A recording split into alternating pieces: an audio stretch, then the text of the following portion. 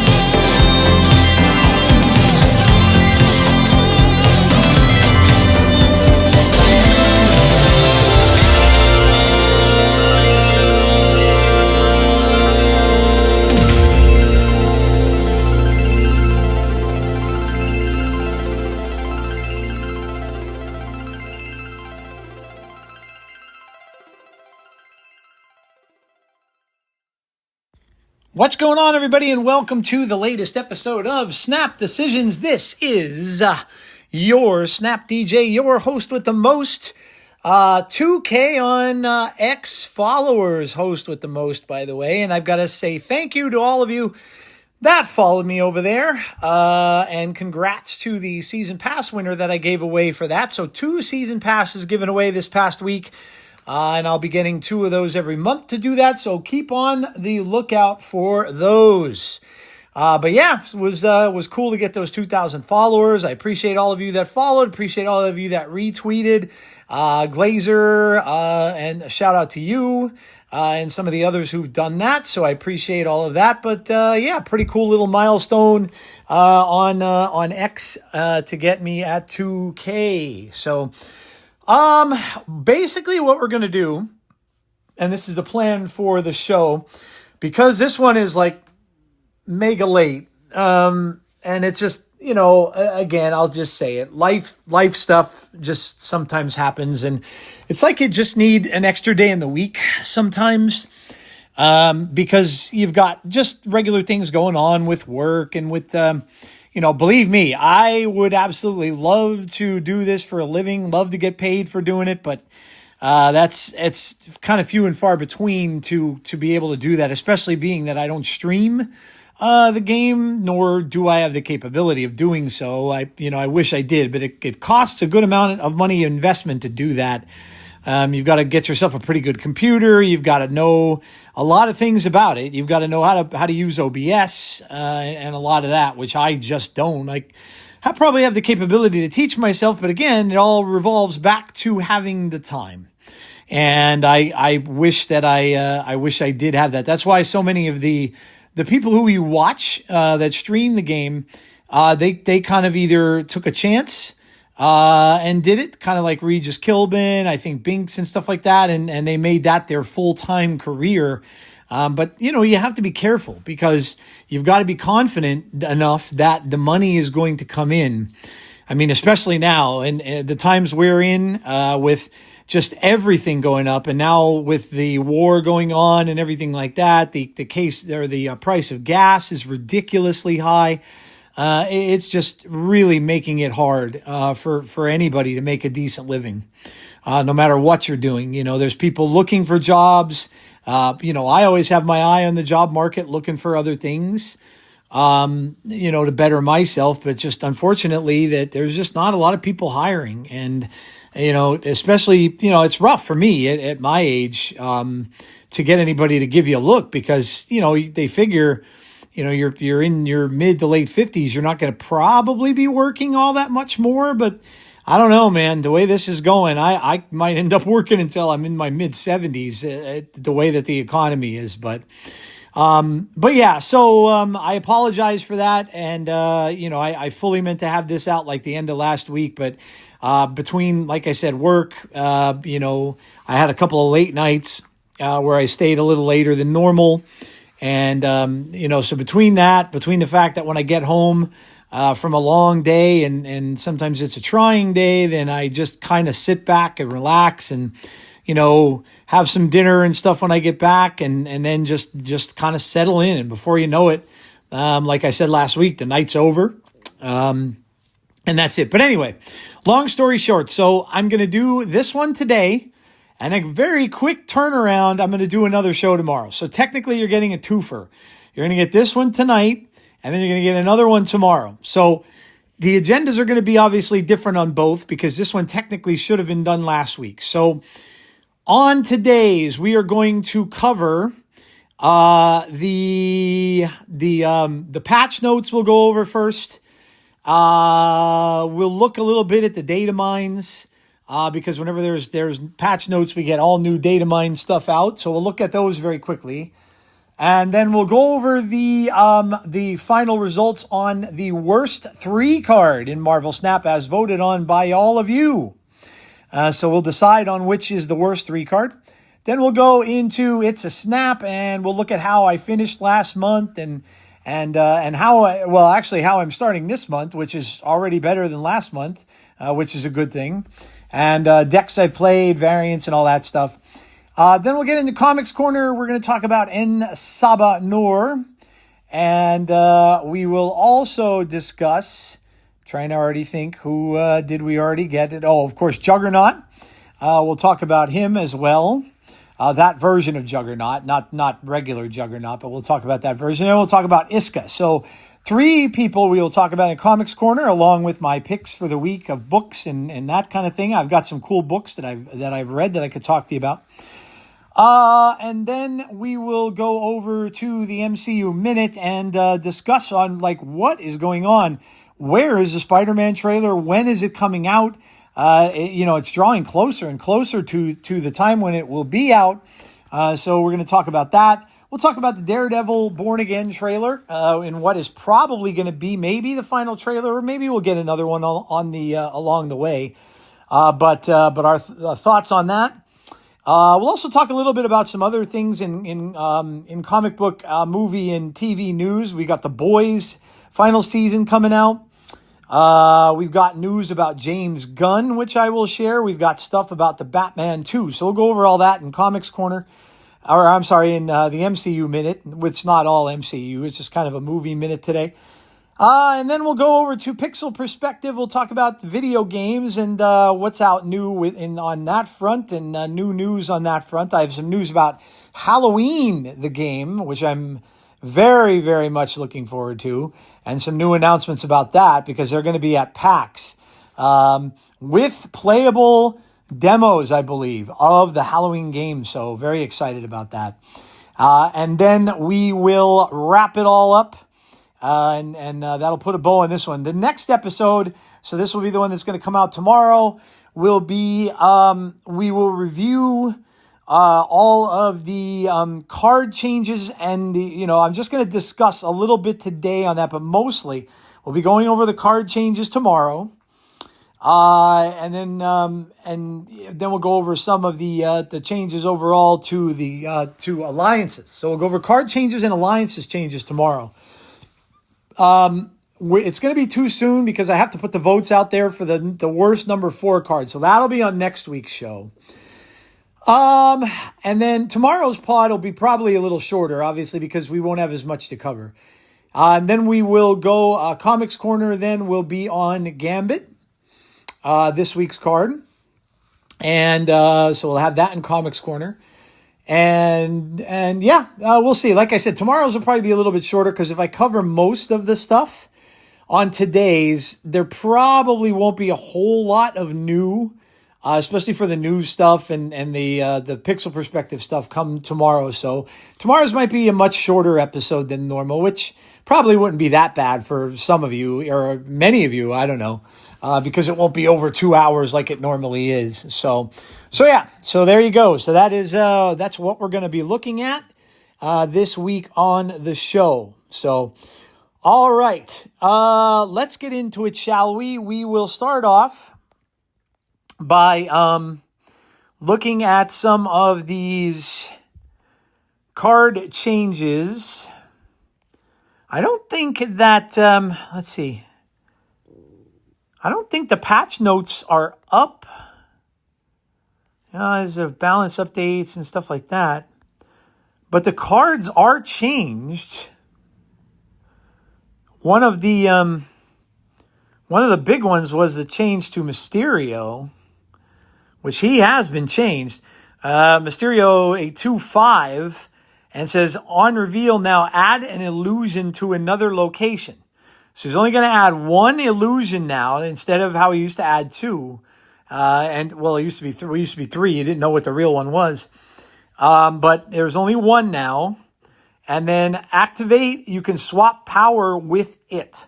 So you could swap power with it. This was probably done because of Gambit, because it would be just very easy to get those illusions going across the board and kind of fulfill Gambit's what he has to do. I've already been seeing so far today people playing multiple Gambits and wiping out people's entire board, which I kind of figured that might end up happening. Because, when people make up decks, that they've got to make up these crazy things that are going to just, go over and above what everybody thought it was going to be. Because people go to extremes with decks. And especially with Gambit, because anytime anything destroys anything out there, people are going to go gaga over it because they like destroying cards. We've seen that. So I knew that, and Gambit's obviously one of their most beloved cards because they just love seeing that card destroy stuff. So when I saw this one coming, I'm like, yep, you're going to see it copied, frigged, bashed, whatever else you could do with it. You're going to see everything going on in these decks to abuse this card. And it's got already a pre-made deck in Victoria hand, right? Because, I saw Regis Kilbin playing Thanos. Either one of those decks are primarily made for this card because they create cards. So yeah. So we have that has come out today. But yeah, so the Mysterio has been changed. The other ones were kind of just little changes. I know we had one to Sasquatch. And this, I think, was also due to the Mysterio change. Yeah, let me see if Sasquatch was changed. I'm sure he was. Yeah, he's a 6/11. Cost one less for each card you played last turn. So yeah, so these cards were changed. Let me see if I can find the game news here.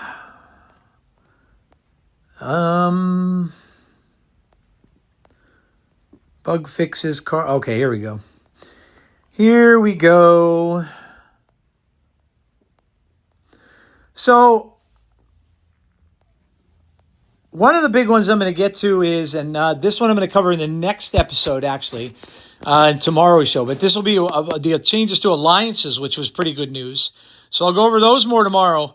But here is the patch notes from March 10th. So general increasing the credit cap. So that's going from the maximum credits you can have was 10,000, which used to get a little annoying because you used to be able to get over that pretty easily, and then you couldn't collect any more rewards. So now that's being raised to 30,000. So now you don't have to worry about, probably won't have to worry about that because I doubt anyone's going to be holding on to 30,000 credits.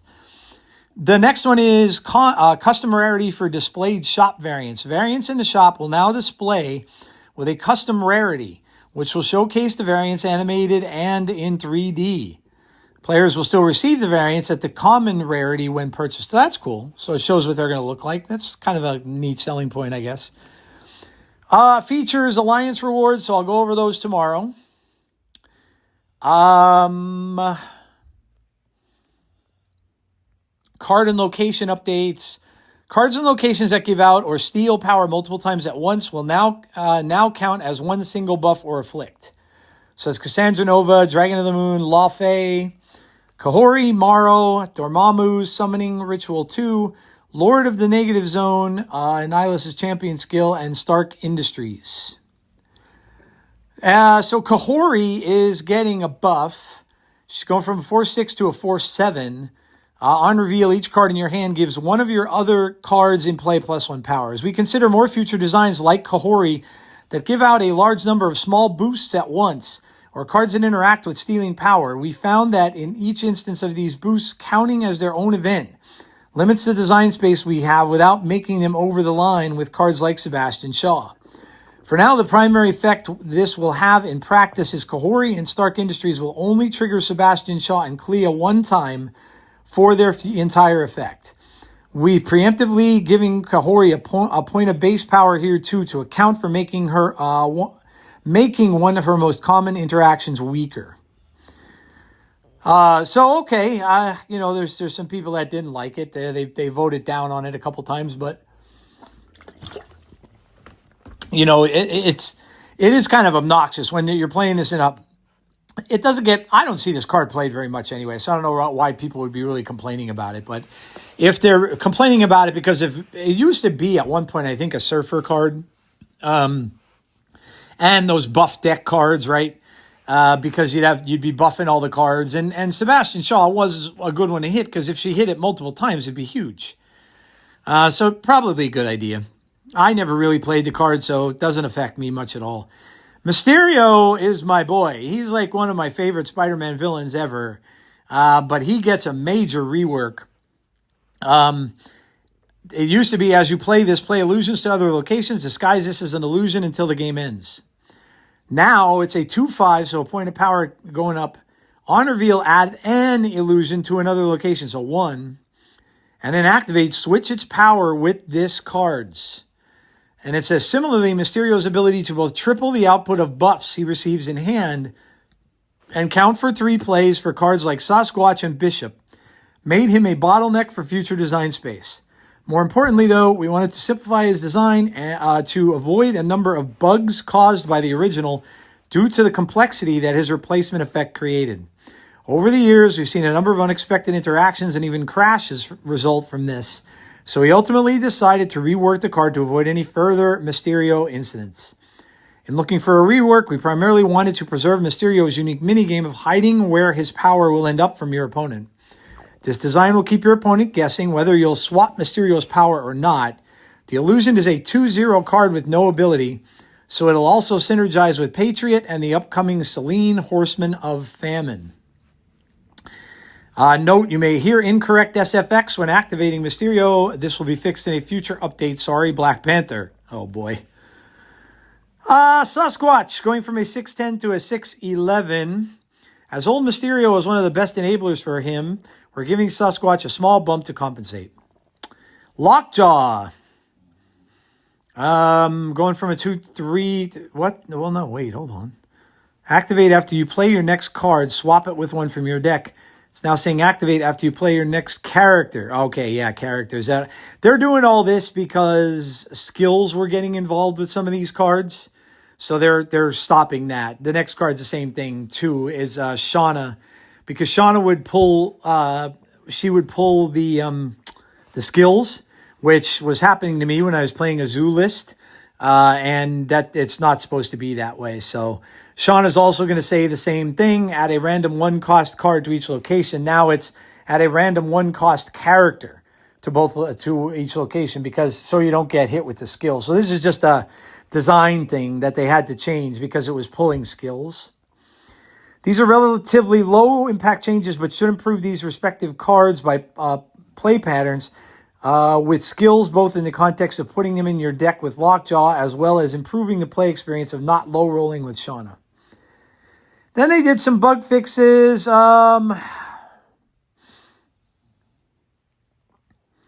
Yeah, this is just random bug fixes.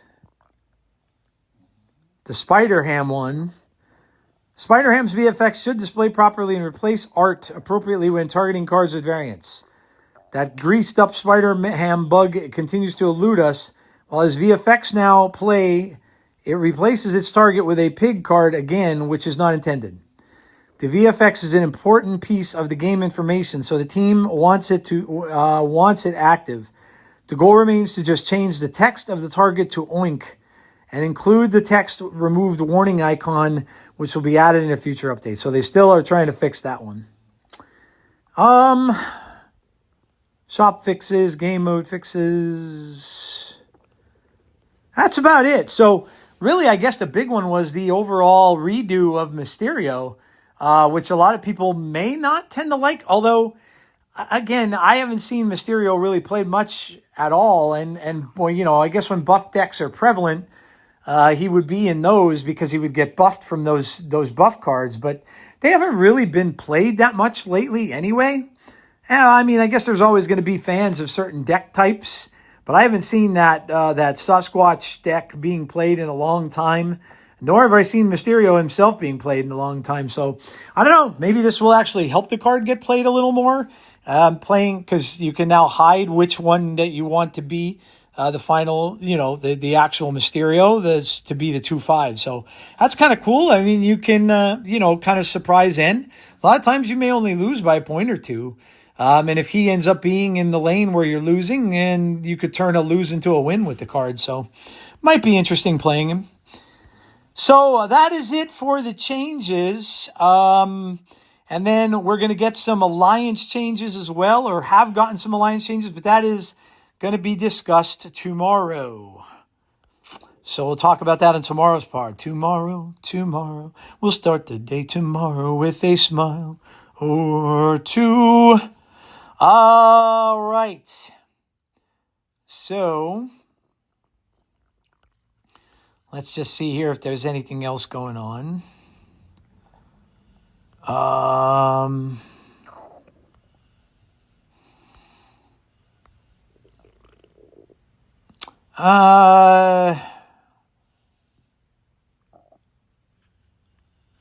Okay. All right. So that was the changes for today. And yeah, we'll be getting I think we get an OTA. This was a content patch. So I believe, go see if I can find the schedule here really quick. Maybe not so quick. Yeah, here it is. So yeah, so this was the March 10th patch. And we are getting, we are getting an OTA on the 12th. So that's just 2 days from now. So we will be getting an OTA as well coming in just 2 days. And then another one on the 26th. So a patched and an OTA this week, and then we'll get another OTA on the 26th. So more big changes to come on the 12th. So, of course, the 12th is Thursday. So, if I do trying to think, if I do the second show tomorrow, well, you know what? Maybe because of this OTA, what I'll do is maybe I'll do the second show this week on Thursday. Because in this way, you won't have too much to listen to. You'll have this one. This will be out for a day or two, and then I'll do the next one on Thursday night.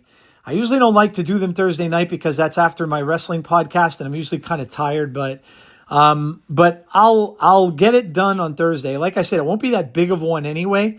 But what we'll do is we'll make the headliner of that one to go over the OTA changes. So we'll do that. I said that one might be a little bit smaller anyway. So now we'll just add the OTA changes in. And we'll start off the show with the OTA changes, and we'll do that on Thursday. So that's what we'll do. So today and then Thursday. So, all right. Okay. Well, we're going to get into that other thing that we like to do, and that is the worst cards in Marvel Snap, Part 3. Part 3 we are on. And so we are going to go and we're going to get everybody's thoughts on this. By the way, now I'm back to 1999 again. Not that I don't like that number. I mean, it's a great song. But I'm back to 1999 again. So, I'm sure a couple people probably only joined to get the season pass. And now that I gave it away, that probably just, they'll unfollow or whatever the case might be. But I'm at 1999. So if some of you are on Twitter and you haven't followed me there yet, please go ahead and do that. All right, let's get to the terrible threes. I know they call them the terrible twos, but for the sake of this discussion, we will go with the terrible threes. So let's look at. All right, let's look at the comments. We got 7,000 views on this post. So I thank you all for that. Now, these were some of the ones that I listed personally. And again, you don't ever have to follow by my list. I'm just listing what I feel are some of the bad ones. Not to say that they are the worst, but I'm listing some of the bad ones. But you don't have to agree with me. You can easily pick your own. I have listed Kyra, Black Widow, Chameleon, Crystal, Ghost, Mole Man, Punisher, and Strong Guy, Super Adaptoid, and Warlock. So they're the bad threes I have, according to me. Now, Kyra, looking back on some of this on my own here, I probably would exclude Kyra because Kyra is really important in zoo decks, especially when Killmonger runs rampant. So if you're going to play a zoo deck, Kyra is almost a must-have. Don't really see her being used too much else, but zoo is pretty popular. Black Widow, I just don't see it. I know that this was really popular when you could keep putting those Widow's bites in your opponent's hand. But since they made that not be the case anymore, yes, it's still a bit of an inconvenience. The person still has to play that out. It's still maybe good in some Clog versions, but Clog's really not that good. Chameleon, I just never played. And Crystal, for what she does, I mean, some people use that in decks where they really want to find a card. But I don't know. I still don't think she's that good. Ghost is awful. Ghost is honestly awful. If I had to pick one of these, but I mean, of course, now they changed it. Remove the abilities from all end of turn cards here. So technically it's better now, right? But it has to be on reveal. So you want to save this. If somebody, and especially end of turn stuff is really prevalent now, again, with Invisible Woman and of course Isca as well are really prevalent now. So this card might actually be useful now, especially with Isca and with Drax, because you would remove their end of turn abilities when the card reveals. So this might not be a bad card for the meta right now, although I don't really see anybody using it. Mole Man is going to be very useful very soon. Punisher, I still think, is pretty much trash. And Strong Guy, I never liked that card.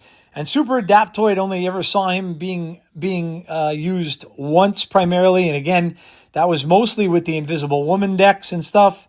And then Warlock, again, another card I just don't see played. But let's see what you all said. You might come up with better things than me. Buds All Day says, I'm going to say White Queen. Can't think of the last time I've seen her in a deck. Maybe cost reduction or power increase in the card she pulls would improve her. Yeah, that's a shame because I know they consider her a starter card, or they've mentioned that about her before, but such a really powerful Marvel character, and just never got her due in what she does. So, yeah, it's certainly a thought. The card is definitely not good and not played much. Unfortunately, a lot of iconic characters are used as starter cards. It's true. My comic book collection agrees with me with the Punisher. All the others I have uses for. Punisher should be much better. We're going to look at the data mines for the Daredevil season. And maybe they'll end up bringing out, because they do like to bring out repeat cards. So maybe they'll bring out a repeat Punisher card and it'll be better. Burb says he loves Chameleon. Spade says, I do not believe that I've ever used Strong Guy. Maybe played against him once. Most of the others at least have some utility occasionally. Maverick says, in order for me, Sabretooth, Kraglin, Punisher, and Major Victory. Sabretooth is only ever used in bot destroy decks mostly. Kraglin, like I said, I had a lot of success with that card, especially using him in Ramp Galactus decks. Punisher, totally agree with you. And Major Victory, I don't know. I've seen him in some pretty decent decks too. And I've been using him in certain a couple lists as well, and he's worked well. Can't imagine currently or ever. I know two are new, but still, using these cards in a deck. Punisher and Sabretooth were only for incomplete players. Honorable mention to Mole Man, but I want to see that in next month's Rock Impact. Yeah. Matuna is saying Morph or Mole Man. Mole Man's going to get much better, I could tell you that. Vladimir says superior Adaptoid hands down. Why would you put him in a deck? Reviews from the Tub said this is tough. I've been stung by a lot of these. I think I have to vote Airwalker, or as much as I like the mechanic and am having fun playing him, Shang and his rings. Yeah, what a disappointment that Shang-Chi was, I think. And really, Binks outlined it for people. Like, if you never listened to Binks talk about that card and how he rationalized not playing it because of what the detriment is to you, because you are foregoing getting other cards because of the fact that you're drawing those extra cards from Shang, and you're foregoing getting other cards in your deck that you may have really needed because it adds another card. So, yeah, and yet I still see some people playing with that card because people want to convince themselves it's good. It's not. It's just not. Bibbo Z says White Queen needs buffs to copy card copied similar to Mirage. Adaptoid make it 2 cost, and Guy make it 2 cost or buff power +2. Arctic says Kair about to have her time to shine with all these rocks that are going to be. Yeah, that's true too, because you may want to do that in a Kair deck, or you're going to have Killmonger all over the place. Cleaner says Shocking and Punisher are up there. Shocker and Punisher. P says Series 3 is Hellcow, Mad Thinker, Series 4, and Spiderman Noir Series. I don't think you got the gist here, so we're just looking for 3s, not Series 3s. I think you misunderstood. This is just 3 cost cards. 3 cost cards. Zamora Geist says having Chameleon up there is crazy. I explained it. That's just some of my picks because I don't use it or I don't feel the need to. And then they say White Queen, Kraglin, Major Victory, Super Adaptoid, honorable mention to the Punisher. Chameleon, I think, is the best, though, as a turn 6 card, doubling things like Mystique and Wong related cards. When Chameleon first came out, that's what everybody was saying. Oh, he's going to go great in Surfer. Yet, all the Surfer lists that I play against, and that's a lot. I mentioned that last week's pod. I don't see Chameleon in any of them. None. I see Surfer First Steps in them more than I see Chameleon in them. So I'm not seeing the card played. So if this card is very popular, I'm just certainly not seeing it in my stretch of the meta. Eyal says most of these are good, not even remotely fitting to be candidates. That being said, Super Adaptoid is but Strong Guy is butter. Can't say what he was saying. Ass and ass. Red Wing, by the way, is hard to use, but at least he's cool. Never found any enjoyment with Red Wing at all. I was never a big player of that card.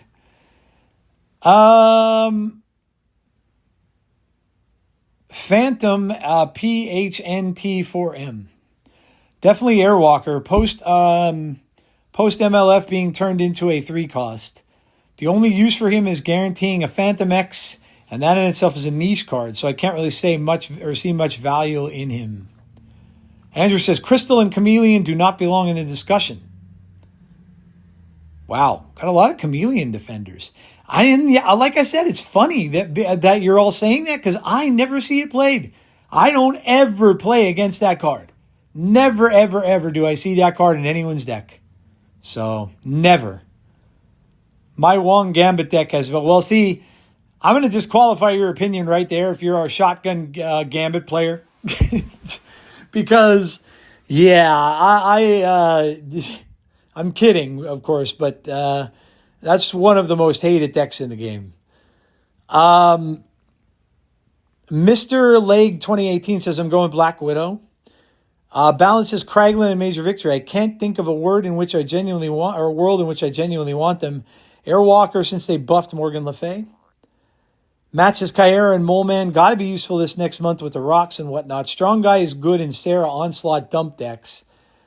Kern Kang the Conqueror is my least favorite. Often hits bad on reveals and it makes harder to draw the cards you actually need. Lord Chafe says, I can think of applications for Chameleon. 0 for White Queen. What a popular character, too. Flo Flocky. I have never seen Morph or Jean Grey in like the last 500 games.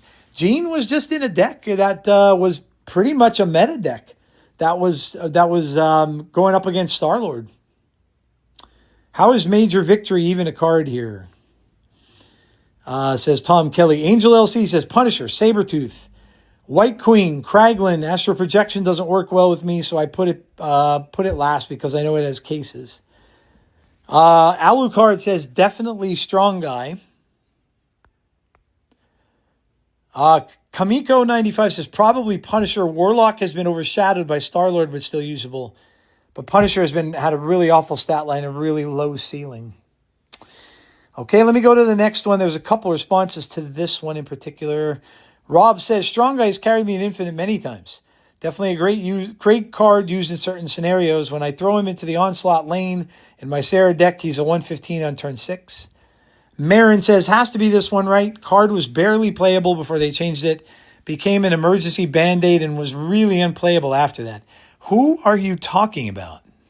Because you didn't specify. Barely playable before they changed it. Didn't specify, so I'm not really sure. All right, so there you go. Let me see if I have anybody that responded on Blue Sky. I don't think I've gotten too much interaction over there this week. But I will check it. If I can find it, that is. Where is my Blue Sky app? Where did it go?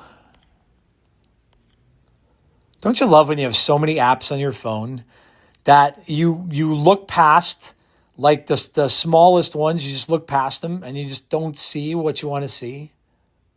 Oh, that's because they changed it, didn't they? I think they changed what they I think they when there was a recent software update, I think, oh no, there it is. Now they just moved it okay, it just got moved somewhere else. On my phone, let me see if I had anybody.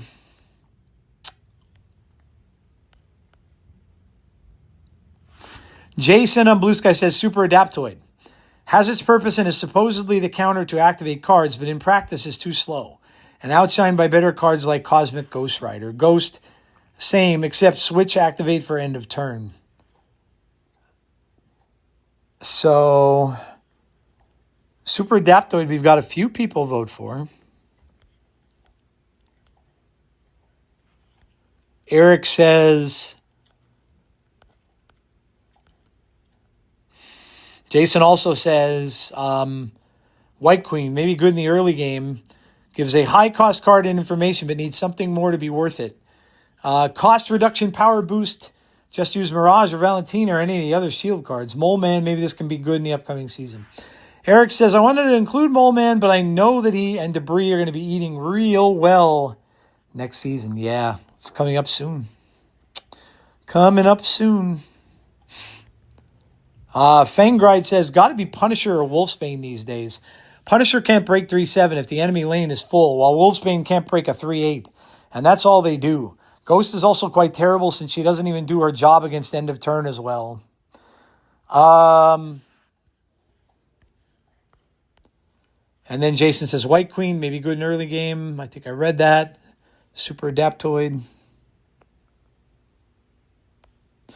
All right. Well, from what I have seen, I think what we're going to go here with, folks, is I think the number 2 is going to be Super Adaptoid, but I think our number 1 worst 3 in the game is, should have a drum roll, the Punisher.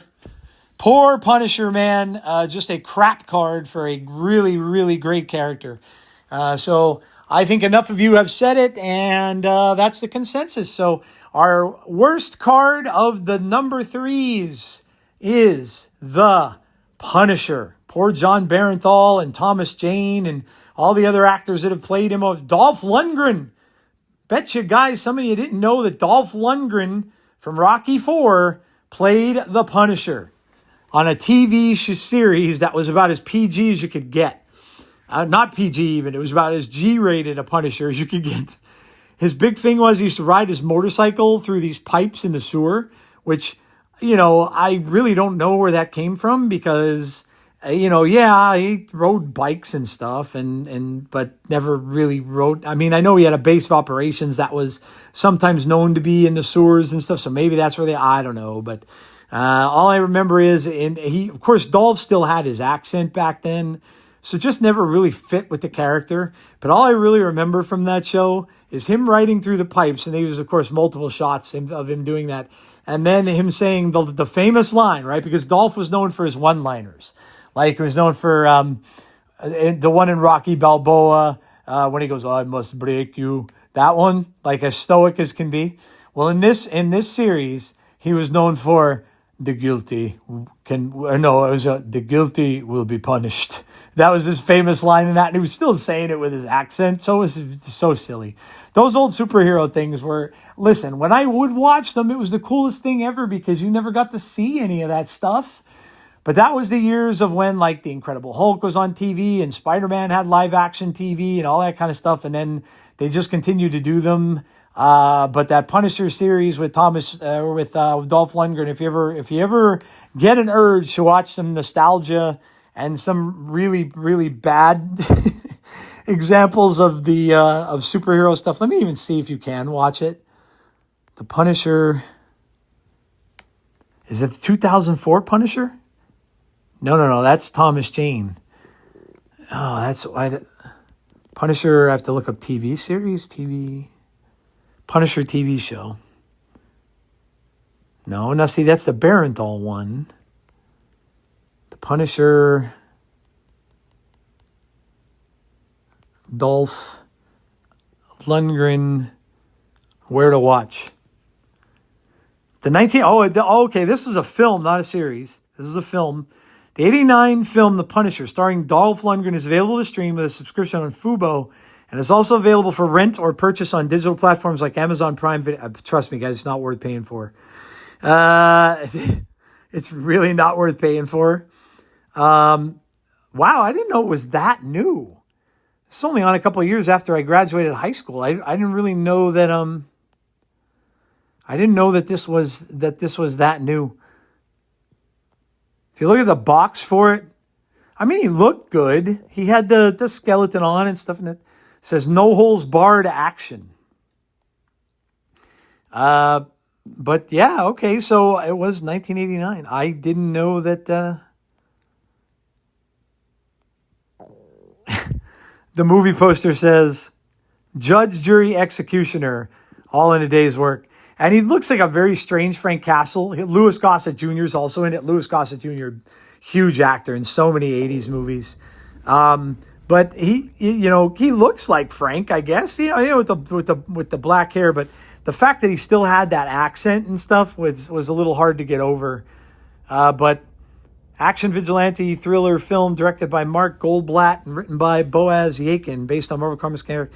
Stars Dolph Lundgren in the title role of vigilante who wages war on the Mafia and Yakuza. Louis Gossett Jr., Jerome Crab. Jerome Crab. I should learn that from the listener who listens to the show. Kim Miori appear in supporting roles. Wonder if Stan Lee or any of them were involved. It doesn't look like it. 89 minutes long. Film had a troubled release due to distributor New World International's financial issues. It was released directly to home media in the United States, but grossed $30 million on a $9 million budget from an international theatrical run. Okay, so it was direct to VCR. Direct to videotape. former police detective whose wife Julie and 2 daughters were killed 5 years before the events of the film. So I mean, yeah, it's very similar to the story of the comics. He now lives in the city's labyrinthine sewer system, having assassinated 125 mobsters, not counting henchmen. Known for throwing knives engraved with a skull.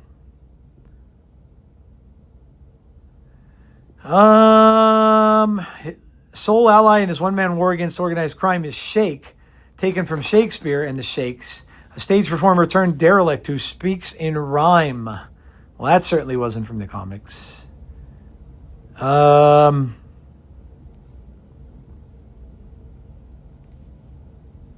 Yeah. I mean, I guess it was okay for what it was, right? Like, I mean, again, 1989, you're coming off of 2 years of the first Batman film. So, you know, this wasn't exactly a heyday for Marvel.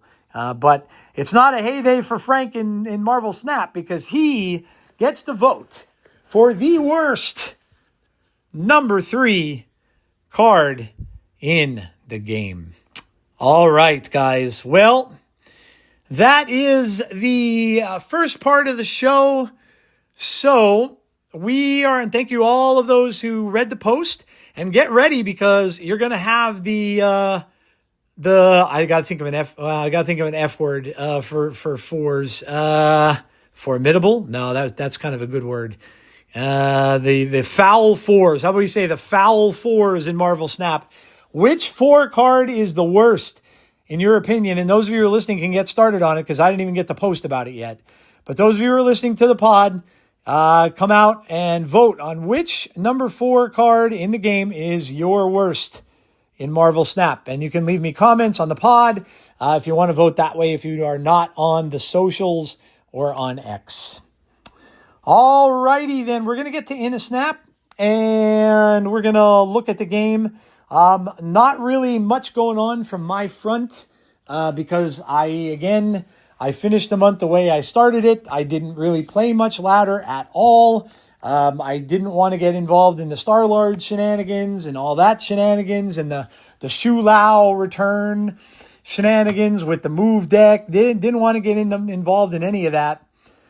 So I just continued to just do my own thing, played Conquest, and that's how I chose to play the game this month. And yeah, it saved me from a lot of frustration and things like that over the game, because I just knew that that's what it was going to give me. So I just, sometimes you're better off doing that. If you know that something's going to cause you frustration, you're better off just avoiding it.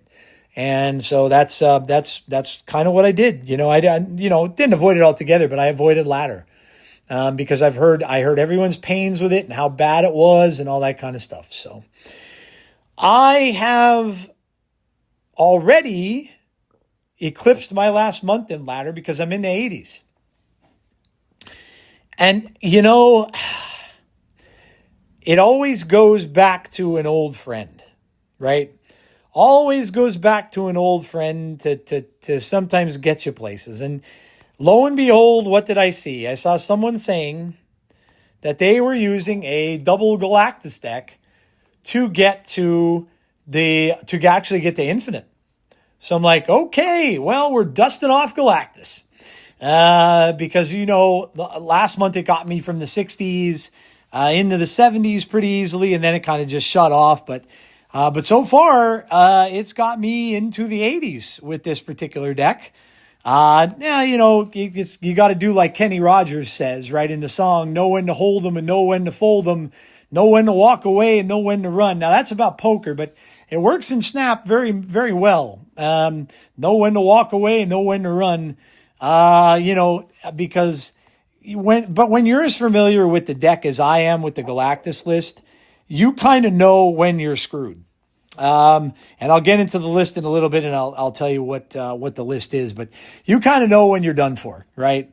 And you know when to leave. And, any of these decks that have gotten like super, super quick head starts on me or, anything like that. Now I will say the deck is able to compete with these big cards. So if they're playing Isca, if they're playing Drax, I was able to beat a few of those decks just by outpowering them. in lanes with this. So, you just have to know where your weaknesses are. And every deck is going to have weaknesses, and you have to know what they are. With a Galactus deck, if you see your opponent spreading power into all 3 lanes, you're going to pretty much know that you have to change your game plan, because you're probably just not going to get a Galactus off. And now with the En Sabah Nur card, they're wanting to fill those front rows. So now a lot of times, rather than sitting on one lane or playing one lane or 1 or 2 lanes, they're trying to play all 3. So it's going to be harder for you sometimes to get that Galactus off, because if they have already 1 card in each lane, or maybe 2 in 1 and 2, that really limits your opportunities to get it over there if they have a decent amount of power on it. So there's that. The game's downloading on my iPad, so I've got to blab for a little bit.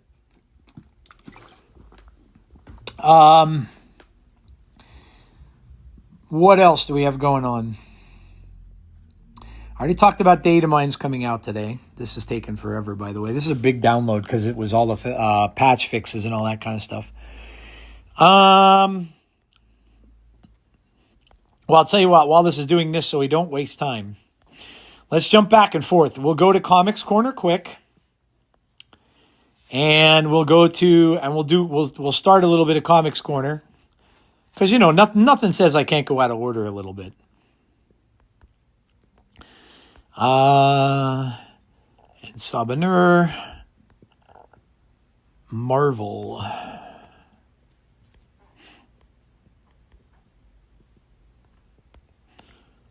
All right. En Sabah Nur, Sabah Nur, however you want to say it, of course, is Apocalypse. Earth 616. En Sabah Nur. Apocalypse is his alias. His code names or aliases are Revelation.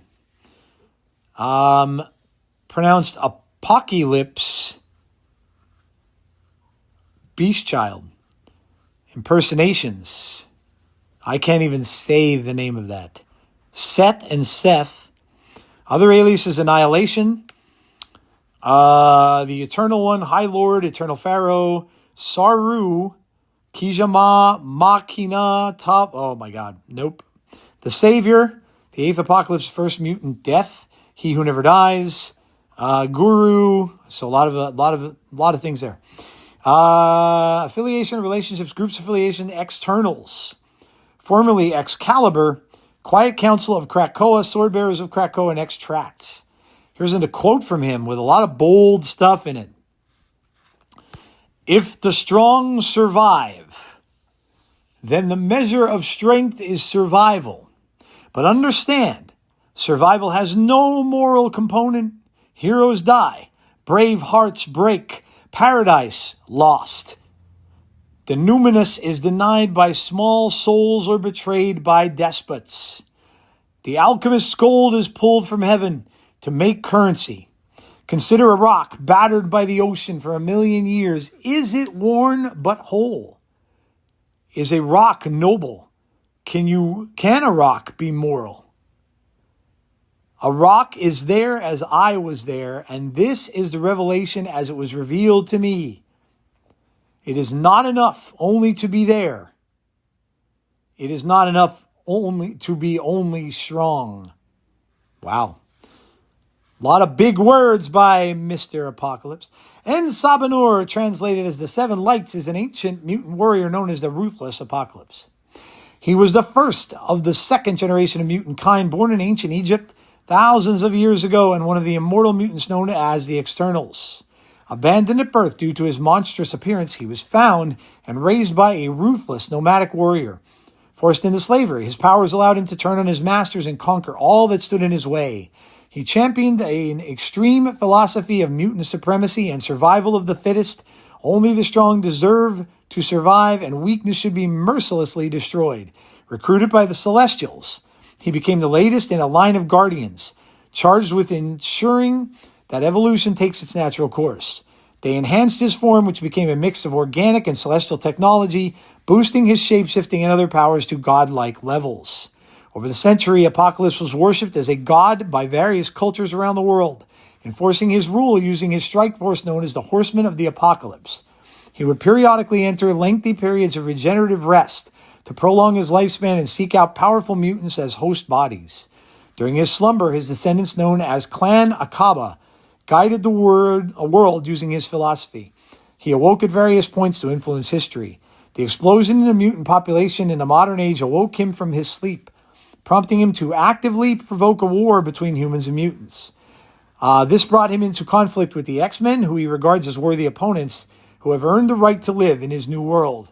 When the mutant nation of Krakoa was formed, he took the mutant name and was invited to join the Quiet Council, the ruling body of the country. The mutant name there that he took is actually a symbol, which I don't know what the symbol is. So it's just a symbol with a bit, looks like a big A between like two different symbols. The first morning light. En Sabah Nur was born nearly 5,000 years ago in a lone settlement on the Amentet, at the very edge of the Valley of Kings in Egypt. As a member of a tribe in Akaba, even as an infant, the child inspired fear. Being born with gray skin and blue lines running across his lips and face. Ugly and malformed, the infant was abandoned by the tribe to die in the harsh desert sun. However, out of the desert, the Sandstormers, a roving band of feared nomadic raiders, slaughtered the citizens of Akaba. Their leader, Baal of the Crimson Sands, found the infant crying and recognized the potential power in the child. Baal named the infant En Sabah Nur, literally meaning the morning light, and raised him as his own son. As Nur grew, he surpassed the other tribesmen in intelligence and strength. Everyone in the tribe, except for Baal, hated and feared Nur for his inhuman looks and great abilities. Nur did not understand their fear, but hardened his heart against it. Moreover, Nur believed in the principle that Baal and the tribe lived by, that only the fittest, toughest, most ruthless, and pitiless, tested by hardship, would and should survive. At this time, Egypt was ruled by Pharaoh Ramatut. On the day of his tribal rite of passage into manhood, the 17-year-old Nur killed 3 armored warriors of the tribe using only his bare hands, and Baal explained to him that Ramatut was no god, as most believed, but a man who had arrived to Egypt in a sphinx. Baal brought the young Nur to a sacred cave whose entrance became blocked by a cave-in, trapping them underground. After a week of wandering without food or water, they found the remnants of Ramatut's time ship. With an underground Egyptian tomb, Baal told Nur that he believed him to be a conqueror whose coming was foretold in ancient prophecies, and that Nur was destined to overthrow Ramatut. After Baal died from lack of nourishment, Nur, whose mutant physiology kept him alive, vowed to take vengeance on Ramatut and claim his destiny. 4 weeks later, Nur finally made his way back to the surface and was found by Logos, the Grand Vizier of Ramatut, who gave him water and hid him as a slave. Nur was determined to kill both Ramatut and his warlord Ozymandias for their part in Baal's death. All right, we'll come back to that. So we're bouncing around. And so I am right now, as we speak, at 84. 84 on the ladder. And what I am playing right now, and I talked about the Galactus deck. So this deck consists of Chamber, Jennifer Kale, Electro. Finding like some fun, weird things to do with Electro in this deck too. I got the location that makes the cards switch sides after turn 3, which is fantastic to throw an Electro over to your opponent's side of the board, as they can only play 1 card per turn. But yeah, I'm finding different ways to use it. Obviously, you've got the blink. If you don't have your Galactus, you could always try to blink out like a Jennifer Kale or an Electro and try to get the Galactus into that one lane, and making sure that you hope it will go off. But then, of course, you have Luna, Wave, Blink, Galactus, Eliath, Red Hulk, Galactus First Steps, Fin Fang Foom, and Death. So just a lot of big cards. Obviously, Death can get to be very, very cheap or even free if you destroy the board when there's a good amount of cards on it with the Galactus. So just, a lot of big boys, Red Hulk, and the other Galactus, and of course, Foom is in there as well. So it's been pretty good, and it's got me through to where I am. In the spirit of the new card, so this is one of the new cards I've seen being played with the new Gambit, and that is the Horseman of Death Gambit. And this is from Binks on his stream today. He has the Hood, Deafening Chord, Quinjet, Agony, Juggernaut, Victoria Hand, of course, Hawkeye, Kate Bishop, of course, giving you the extra cards, Valentina giving you the extra card. We have Gambit, we have Frigga, we have Bastion, and we have Misery. So that is, of course, and you know, you're going to try. I've already seen someone play in Regis that had 4 or 5, I think, of the Gambits out on the board. And if you do that, you're gonna just wipe out everybody's entire board. Randomly destroy up to 4 cost of enemy cards. Of course, he's a 3/3. Objective is play 5 total cost of created cards, which you can see what I had all in there. That makes that pretty easy. And then randomly destroy up to 4 total costs of enemy cards. So could be just one big 4. It could be, you know, a bunch of stuff. But it seems to work out pretty well. Okay. Excuse me. Let's see what else I've got here. I've got this one was interesting. Someone made this. This is an En Sabah Nur list with Dragon Lords. It's kind of like a ramp deck. It's got Armor, Grandmaster, Jennifer Kale, Lockjaw, Jubilee, En Sabah Nur, Dragon Lord, Galactus First Steps, Giganto, Infinite, Fin Fang Foom, and Scar. So, yeah, it's basically a Dragon Lord deck with Taskmaster and Dragon Lord in there and then all the big cards and the creatures. But it's also where you're going to be able to get, you're going to be able to Grandmaster that a couple times. You're going to be able to Lockjaw different things in. Jubilee's going to have a good chance of hitting something big. So, just kind of like a ramp style deck there.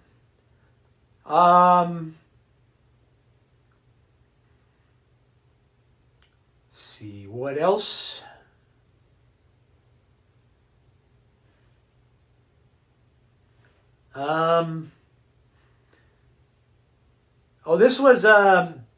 This was Safety Blade's deck for when we had the limited time game mode, but this works out pretty well. Even if I ended up playing it by mistake against the ladder player, and I won actually with it. This is a zoo list: Ant-Man, Squirrel Girl, Nightcrawler, Juggernaut, the new one, Marvel Boy, Kyera, Shauna, En Sabah Nur, Khazar, Blue Marvel, Gilgamesh, and Mockingbird. So, the addition of some new cards there.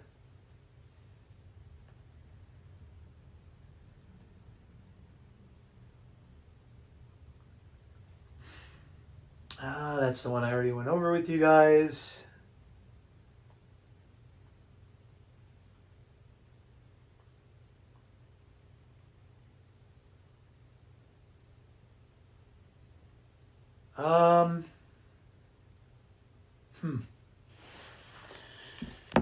Let me see here.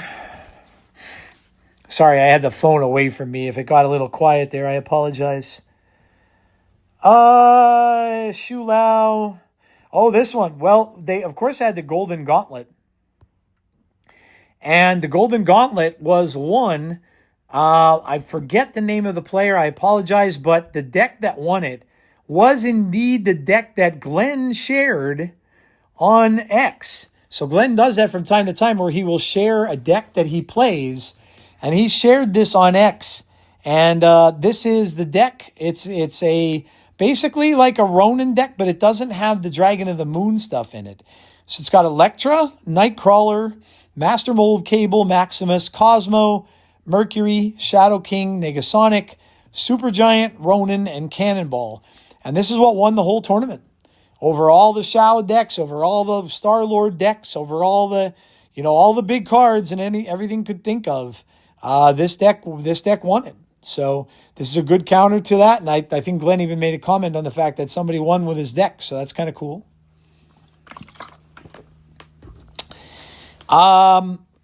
So there's that. I played a couple games with this Evo list too. This actually was, I don't know if it still is, but this was the number one deck for a good amount of time. And this is just a normal run-of-the-mill high Evo list. This is Sunspot, Misty Knight, Bruce Banner, Armor, Scorpion, Cyclops, Shang-Chi, High Evolutionary, Thing, Abomination, She-Hulk, and Hulk. So it's a high Evo negative list. But well, I think I played maybe 5 games with it. I think I won every one of them. So it's pretty good. And then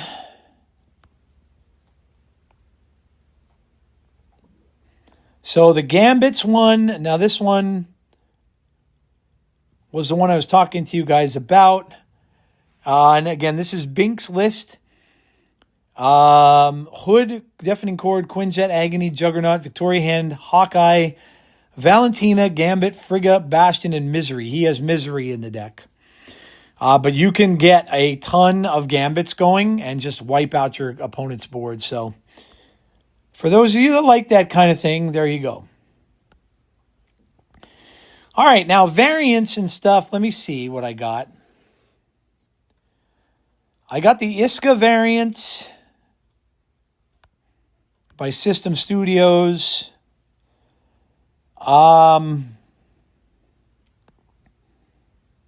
the Jack Flag variant by Paul Maffeyan.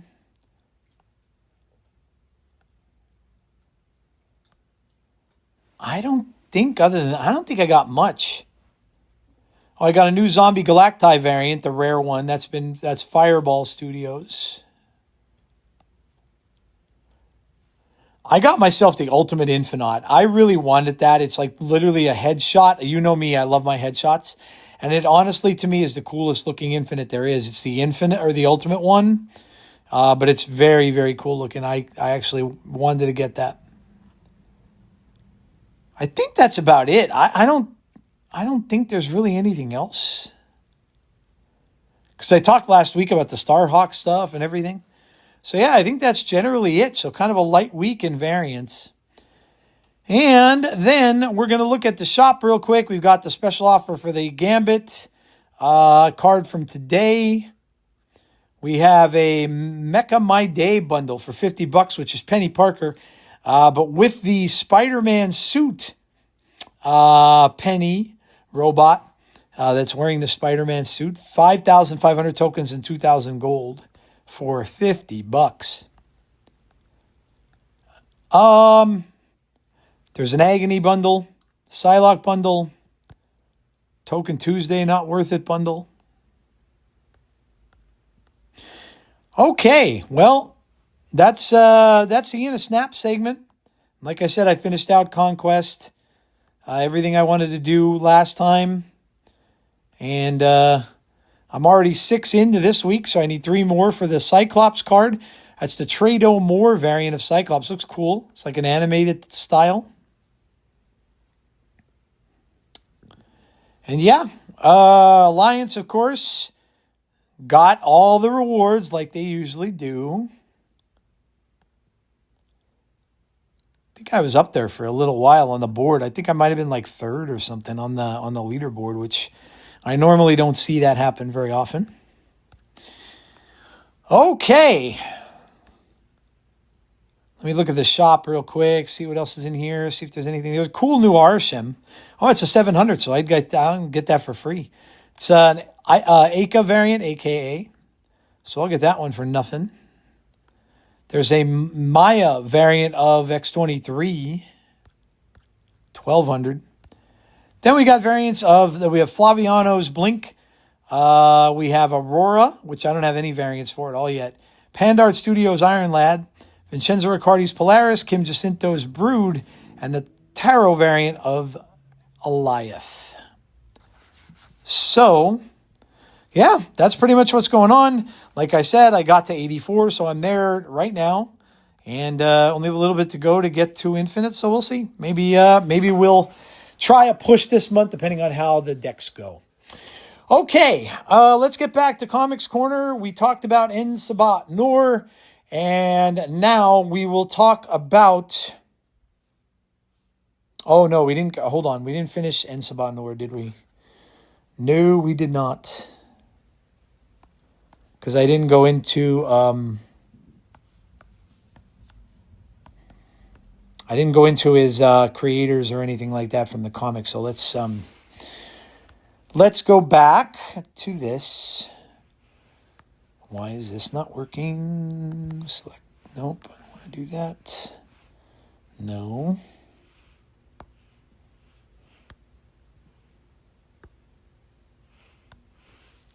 All right, let's try this again. I could tell I had my other iPad for like many, many years because I'm so used to the way that one worked. And now this one, I'm not as used to it because it's newer. Okay, let's get back to this.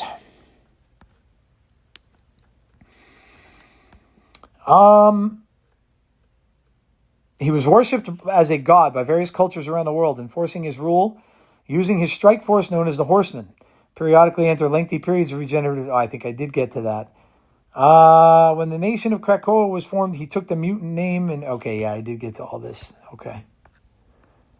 I mean, there's just a lot. The First Morning Light, Survival of the Fittest, From Slave to Conqueror. This is all comic stuff. Okara and Family Lost, Clan Akaba and Dark Riders, Forever Welker, The Traveler, Celestial Contract, Final Horseman, 11th Century, Exodus, 15th Century, Mr. Sinister, Dracula, Birth of Cable, Alliance of Evil. Wow, that's crazy. Just a lot. He has been in a lot of stuff. So let's look here. Okay. A lot of aliases. Annihilation, Nur, High Lord, Pharaoh. Yeah, I went through those. Affiliation and relationships. He's affiliated with the Externals. Formerly from Excalibur, Quiet Council of Krakoa, Swordbearers of Krakoa, Extracts.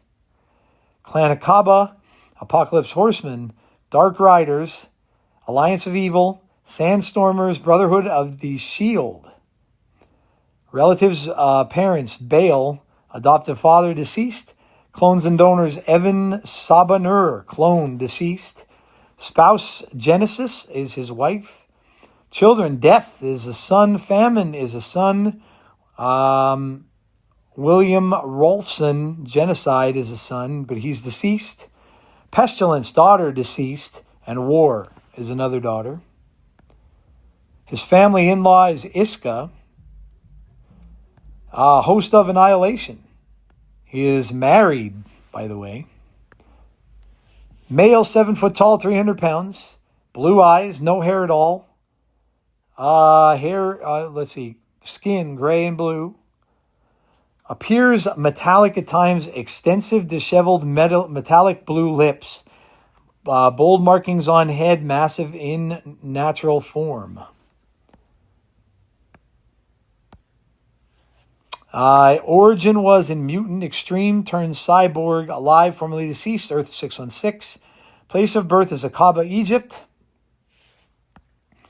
Personal info. His identity is public. He is Akaban, Egyptian, Akaran, and Krakoan. His occupation is an adventurer, former counselor, leader, warlord, conqueror, scientist, student, revolutionary, mutant, activist, terrorist, and criminal.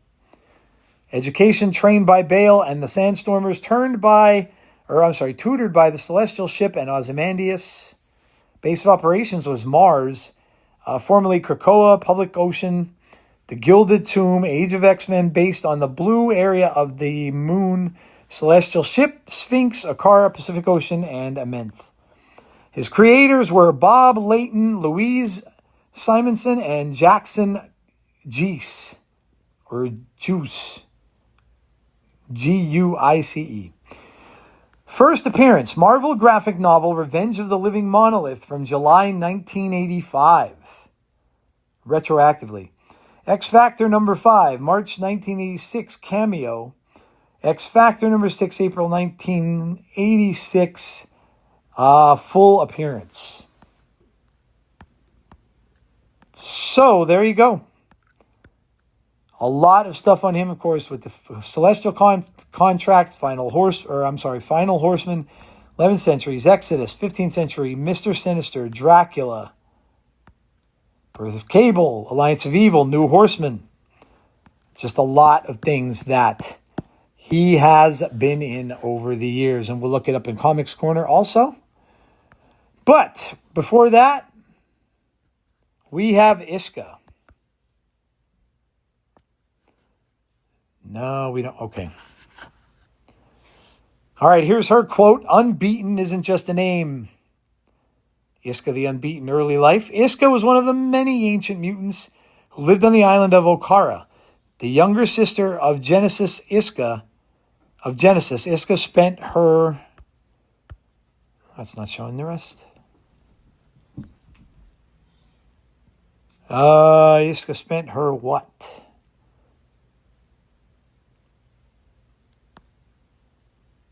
Don't know. Now you're never going to find out. Isca was one of the many ancient mutants who lived on the island of Okara. The younger sister, Genesis Isca, spent her childhood playing games on the shores of her homeland. As a child, Isca lagged behind the other kids, but soon found herself unbeatable. This was the manifestation of her mutant gifts, which made her unable to lose. Genesis eventually married Apocalypse, a mutant warrior from a distant land. To celebrate the birth of her sister's children, Isca forged the Scarab, a mighty sword in 4 parts, and gifted it to her brother-in-law. The Scarab, seen as a symbol of the Genesis line of Okara. Isca's peaceful life was disrupted by the invasion of the Amenti Daemons, who split the island in half and spilled from the depths. Threatening to overrun the entire Earth, Isca fought alongside her fellow mutants, her powers granting her victory in every battle. Eventually, however, it became clear that the Okarans could not win. Compelled by her powers, Isca defected and joined the side of Amenth. In a desperate bid to save the Earth, the Okarans sealed away the demon-infested half of Okara, trapping the entire mutant population on what would be known as Araco. Apocalypse would remain on Earth alone, tasked with preparing the world for the demons' inevitable return. Now fighting against her people, Isca took the Tarn the Uncaring, a mutant daemon hybrid and founder of the Vile Schools, as her lover. The Akari mutants would wage unending war against the demons for millennia. Eventually, Annihilation ordered Isca to send a message to her sister that she could save Araco if she defeated the Dark God in a duel to the death. The offer was a trap. Genesis won the duel, but realized that she would be condemned to take up the Golden Helm of Annihilation and merge with the Dark God, leading to Araco's final defeat and its subjugation after Amenth. This allowed Isca to reunite with her family and their people, as they all now fought for Annihilation and Amenth. She's in something called the Battle of Swords, Planet Araco, Judgment Day, Civil War, and she's exceedingly self-confident, and no doubt due to the fact that she knows she will always win. Her long life and instability to lose has made her jaded, sharp, and cruel. Like most other Iraqi mutants, she is a hardened warrior who respects power and strength above all other things. She appears to have a playful side, however, as she indulged magic and Cable's request to demonstrate her powers by participating in a string of silly games and challenges because she must change allegiances to always be on the winning side. Isca is not trusted by others. She's an Omega-level mutant with an inability to lose. Has the power to always win no matter what. This includes both individual one-on-one contests, votes, wagers, and larger battles where she is a member of a team or army. In contests of skills, her powers may give her the talent she needs to win, or she may win through improbable circumstances in larger battles or wars. Her power has compelled her to defect from the losing side and join the winning side, so she could personally win at the expense of her compatriots. Limited psychokinesis. In contests of chance, probability is manipulated in Isca's favor. Limited shapeshifting, immunity to power negation, longevity. Isca is capable of surpassing anyone's skills because of her powers. Victory in death. Victory unfavorable. Isca admits that her ability does not grant her immunity from death. Her ability is to win no matter the cost, even if it means victory in death. She has armor that she wears.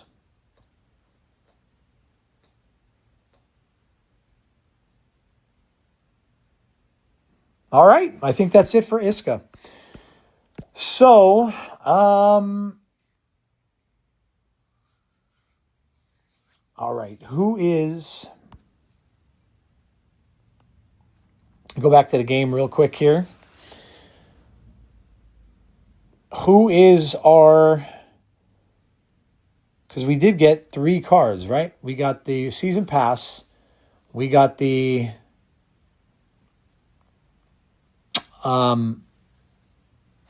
we got the second season pass card. So let me see. Who am I missing?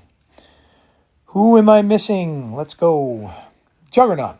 Juggernaut. All right, let's quickly do Juggernaut here in the corner.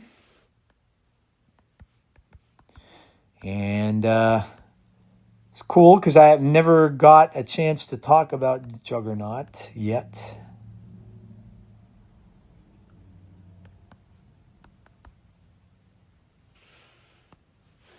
All right, so Horseman of Apocalypse.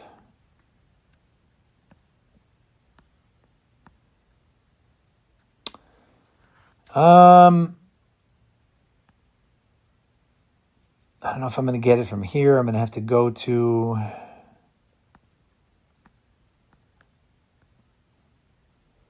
Yeah.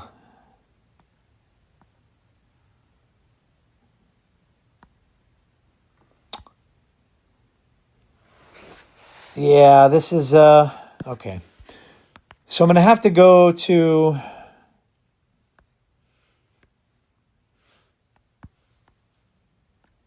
I don't know if they're going to have just a section on him.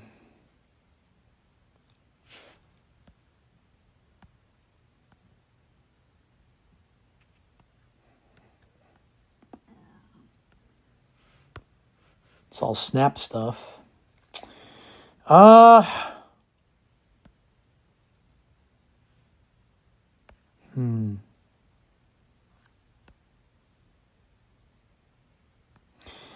Yeah, this is a long, long thing here. I don't know.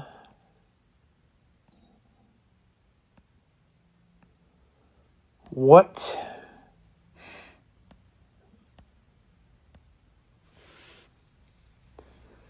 Yeah, this is just talking about how he gets all of his, yeah,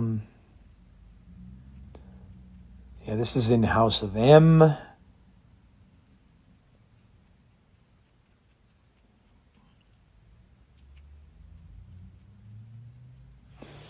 Boy, oh boy. Yeah, this one's tough because there's a ton of information about the horsemen themselves, but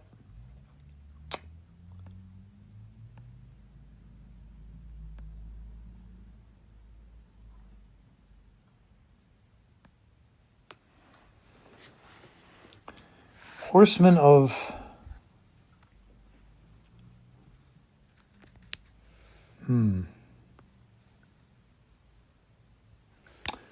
Nope, that's not it. Just looking them all up here.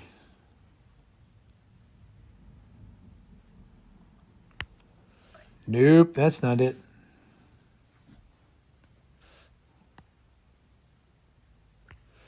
Nope, that's not it. Nope.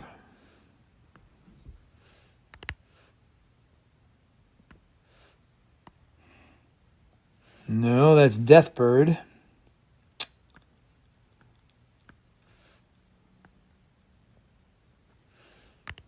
No, that's Gazer.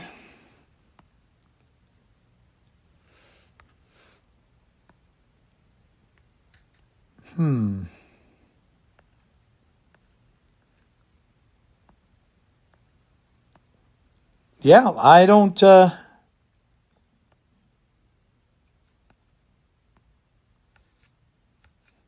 Nothing really on him as far as backstory. Let me see.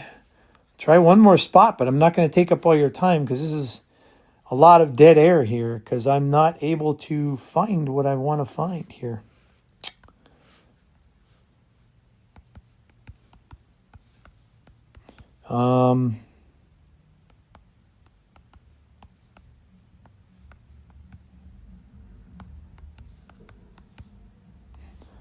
Nothing much here going on. I'm sorry, I'm typing. I'm just frantically trying to find all this. Yeah, most of it's just coming up in Snap. All right, well, here's Kane Marco. Now, of course, this is Juggernaut himself. Longtime enemy of the X-Men. As a child, he was regularly abused by his alcoholic father. His stepbrother, Charles Xavier, on the other hand, was treated much better while also exceeding him in studies and sports. How many of you knew that Juggernaut was related to Charles? Let me see if they have anything in here. No, I mean, he's been in a ton.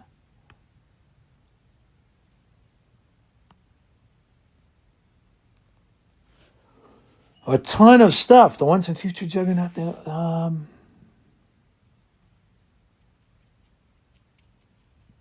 Onslaught. Krakoa.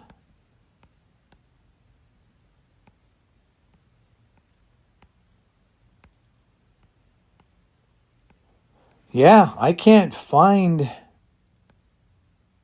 anything here.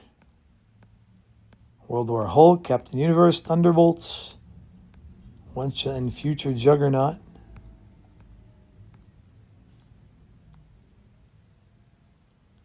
The Threat of One, New Lease on Life, Fall of X, Krakoa. Yeah, no, nothing. Nada, zilch, nothing at all. That's kind of crazy. All right, well, we'll go over to the comics app and we'll see if there's anything in here. There might have been some other ways maybe to look him up, but I just may not have been looking up the right place, and maybe that's why I didn't find anything. Did I get free stuff in the app? Let me see. New Landshark Love in-game spray from Marvel Rivals. I get a lot of this stuff. But I don't play Rivals, so you get a lot of this stuff for free though on here. All right, so let's look up Juggernaut.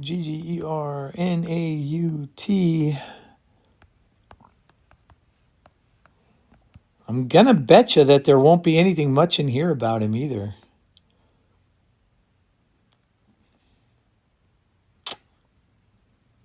Yeah. War of Kings stuff comes up. Yeah, no, not really anything in here either. Let's try, all right, let's look up En Sabah Nur. Sorry, guys. I know this is kind of weird. This normally doesn't happen, but all right, well, here's Apocalypse. Of course, he's in here. Let's see their details on this. He is known as En Sabah Nur and is considered to be the world's first mutant. He's also known as Apocalypse, the X-Men's fiercest villain and the immortal ruler of his own future wasteland. A pivotal presence throughout history, Apocalypse has recruited mutants, good and evil, as his personal servants and horsemen. And when you look for comics, I mean, all over the place. Tales from the Age of Apocalypse 2025 to present. Age of Apocalypse The Chosen from 1995. Rise of Apocalypse from 1996-1997. Age of Apocalypse 2015. Age of X-Men. Apocalypse and the X-Tracts 2019. Uncanny X-Force. He has his own stuff. He has a reading guide. Rise of Apocalypse in 1996. Number 2, number 3, number 4. X-Men 2004, Age of Apocalypse 2015, Age of Apocalypse The Chosen, that's number 1. Heir to Apocalypse, number 3, Age of X-Men, you get it. There's a lot of stuff here. So if you want to read about Apocalypse, all you got to do is download the Marvel app, and you have to, Marvel Unlimited app, and pay the $9.99, and you have access to all of these cool books. And then last but not least, we have Isca. Let me see if I could find her in here. By the way, quickly, Isca is looking like she's in 2. X-Men Red, number 14 in 2022, and X-Men Red, number 7 in 2022. My rankings on the card so far. Isca is by far and away the best one. Now, I haven't played Gambit yet.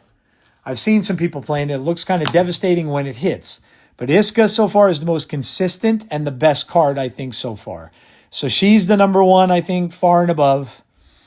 Then I would say En Sabah Nur. It took some people a while to get used to En Sabah Nur's play, but I think he's pretty good. From what I've seen, he's pretty good. He didn't look too good at the start, but I think he's been pretty good in some decks that are out there. So I would say he's probably number 2. And then I would say Juggernaut's probably number 3. And Juggernaut's not number 3 because he's bad. He's number 3 because he's just kind of boring. He fits well in zoo decks, and he just ends up being like a 2/8. But other than that, he's just kind of a very, he's not hard to get to be a 2/8. So nothing to sneeze at. 2/8's pretty good. He's certainly not flashy. He's easy to get accomplished what you need to get accomplished, and he just gives you 2/8. So he's a good card. He's just not a flashy card. So, so that's how I'd rank him so far. Again, no experience with Gambit yet. Okay. What I'm reading and what's new. So what I read is Infernal Hulk number 1. Amazing. That's the start of that horror comic, the new one that's taking the place of the old Hulk. Very good. Punisher, Marvel Knights Punisher, very violent, very bloody, very good. Star Wars Boba Fett, black, white, and red, very, very good. Daredevil Cold Day in Hell has been great. And then new this week, let's see what's out new here. Miles Morales, Spider-Man, Brooklyn's Finest, issue number 9. Wiccan Witch's Road, number 1. Oh, is this a spinoff of Agatha? Something Wiccan This Way Comes. A dark, macabre adventure awaits down the Witch's Road that will reshape Wiccan and the magical fabric of the Marvel Universe forever. Wiccan and Hulkling arrive back on Earth, but nothing can ever be easy for Marvel's favorite, former space emperors. With Hulkling previously wounded, it's up to Wiccan to save the day. But what lengths will he be willing to go to do so? That sounds cool. I'll have to check that out. Marvel Black, White, and Blood and Guts, and that, of course, is the Punisher. So that's should be a good one. That's up to number 3. Ultimate Universe, 2 years in, 2025, issue number 1. Binary, issue number 3. Laura Kinney, Sabretooth, issue number 3. X-Men Infinity Comic, issue number 9. Ultimate X-Men, issue number 22. Spider-Man Homeroom Heroes and Heroes number 4. That's a number 1 of that. Looks kind of like animated a little bit. Maybe a kid's book. Not sure. Hulk Smash Everything is brand new. Read the number 1 of this yesterday. So if you don't really care for the horror stuff and you want to read just a good old Hulk book, they came out with this one. Amazing X-Men is up to issue number 3. Spider-Girl is issue number 7. Legacy of Vader has one issue left. And that is, this is all about Kylo Ren and stuff like that. It takes place between The Last Jedi and The Rise of Skywalker. So if you want to see what Kylo was doing during that time, it's been pretty decent so far. And there's one issue left. Venom's up to issue 252. Miles Morales, Spider-Man up to issue number 41. Spider-Man Noir is up to issue 3. Doctor Strange has a new comic out, issue number 1. Looks like Angela is in that. Fantastic Four, issue number 6. Symbi Infinity Comic is up to issue 6. Marvel Fanfare up to issue number 33. That's from 1990. Now, these are from 1992. These are reprints. So all the Marvel Fanfare stuff is from 1992. Then we got Marvel Rivals Infinity Comic is up to issue number 43. And that is it. The rest were reprints. So that's what's out this week. Go check it out. Like I said, that the standouts to me were the Legacy of Vader thing was good. Hulk Smash Everything was just fun. The new Hulk horror comic book is very good. Really enjoyed that one.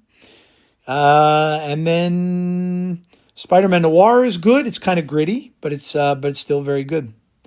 Hulk Infernal Hulk, that other one is called. So, all right. So there you go. That is my week in comics and some suggestions for you to go and grab and pick out. So we are going to head over to the MCU Minute, and we're going to talk about things going on in the MCU. Now, people are still waiting for the Spider-Man trailer. It has not come out yet, and there's still just speculation over when it will. A lot of people are saying it's going to come out with Project Hail Mary, which I'd be thrilled if it did, because I'm going to see that. That is the next movie I'm going to see on the 23rd. Very excited about seeing it. And maybe they will, because apparently, I mean, it is an Amazon movie, but it's being distributed by Sony overseas. So Sony is distributing that film overseas. Now, there are some other people saying no, it's going to come out when CinemaCon hits in a couple of weeks, or in April rather. But I don't know. That's kind of getting pretty far out there. I mean, they certainly could. It's still going to generate a lot of buzz no matter when it is. But no real confirmation date on exactly when that Spider-Man trailer is going to come out. So hopefully it'll be soon. Let me see what else we've got here.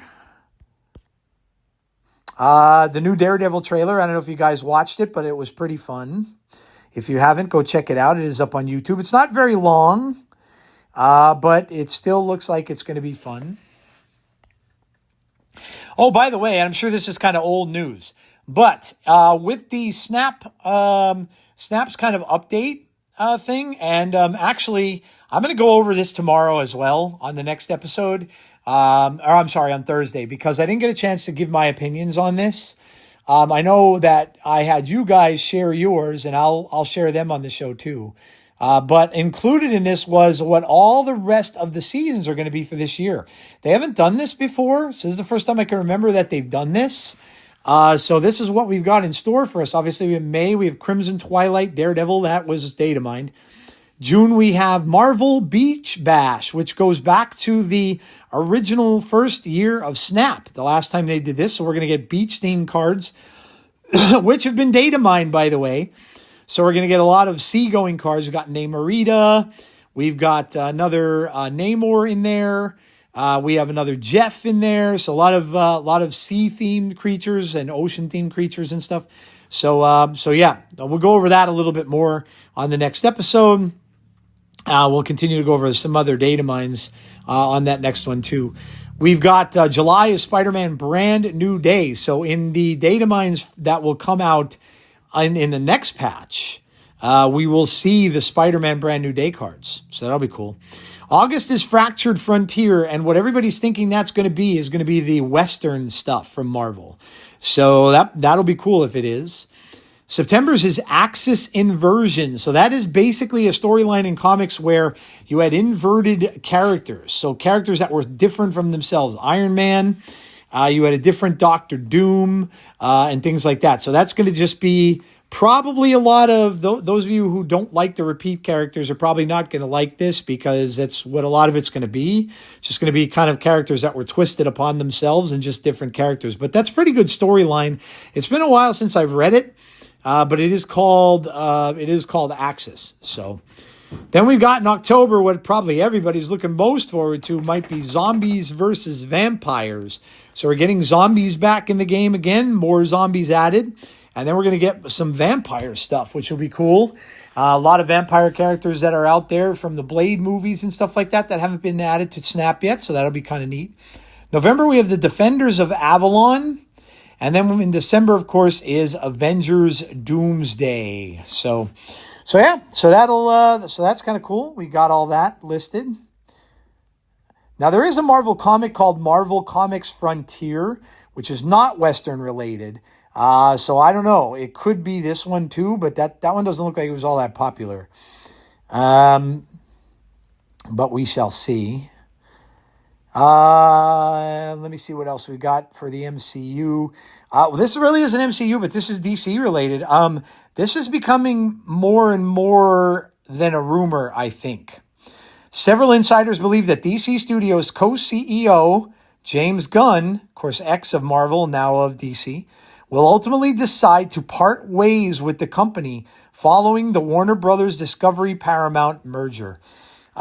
He's kind of in charge of DC, and if he thinks that this is going to cause him grief, where these new people might come in and tell him how they want to do things, and it's going up against what he wants to do, then he could choose to leave. And what a lot of people are speculating is that he may very well go back to Marvel, because Kevin Feige may not be too long for what he's doing in Marvel, and he may decide to step down. And James Gunn was supposed to be that guy. He was supposed to maybe be the heir and take it over. So he may just decide to do that. We'll see how things go. But a lot of people are kind of complaining about James Gunn's stuff. I don't know. I loved the Superman film. I thought it was great. I think Supergirl is going to be very good. I'm looking forward to Clayface. I think that's going to be good. The Lantern Show, they showed the first trailer from that. I think it looks dark and gritty. I think I think that I'm going to enjoy that. So I don't know. I think he's doing pretty well with it. But who knows what happens when, sometimes when you know that he was already fired from Disney, James Gunn was. He may not want to go through that again with somebody else that's going to maybe be overbearing and try to take control of what he's doing there. And so he is very, very good friends, close friends with Kevin Feige. So he may very well decide that he might want to be out of there. So we'll see. What else? I think the only other thing I have, now this is really not Marvel or DC related. This came from Star Wars. So if you're fans of Star Wars like I am, this was a post that I found on Facebook, and I saved it because I thought I had to read this because a lot of it makes some sense. So just bear with me here. I know this is not Marvel related, but if you're a Star Wars fan, it's kind of interesting. Star Wars has been running on fumes for too long. It's time to put some gas in the engine. 10 years after Star Wars The Force Awakens, Lucasfilm has finally begun to listen to George Lucas' biggest criticism. Although he initially tried to present something of a lukewarm front, George Lucas was no fan of The Force Awakens. Writing in his autobiography, The Ride of a Lifetime, Disney CEO Bob Iger remembered his disappointed reaction. He said, quote, "There's nothing new," quote. Lucas observed, criticizing the plot and the lack of visual or technical leaps forward. Now, a lot of people did say Force Awakens was a copy of Star Wars. I would agree. It is very similar to Star Wars, like they wanted to reimagine it. I enjoyed it, probably, though, because of that matter. Because of the fact that it was nostalgic and it did remind me of the original. It says, to be fair, as Iger argued, this was kind of the point. Disney felt under real pressure to make a film that felt quintessentially Star Wars. And we'd intentionally created, this is in quotes, a world that was visually and tonally connected to the first films, to not stray too far from what people loved and expected. And George was criticizing us for the very thing we were trying to do, unquote.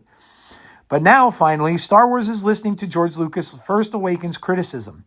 Lucasfilm played the nostalgia card with The Force Awakens, deliberately creating a story that was thematically, tonally, and visually reminiscent of A New Hope.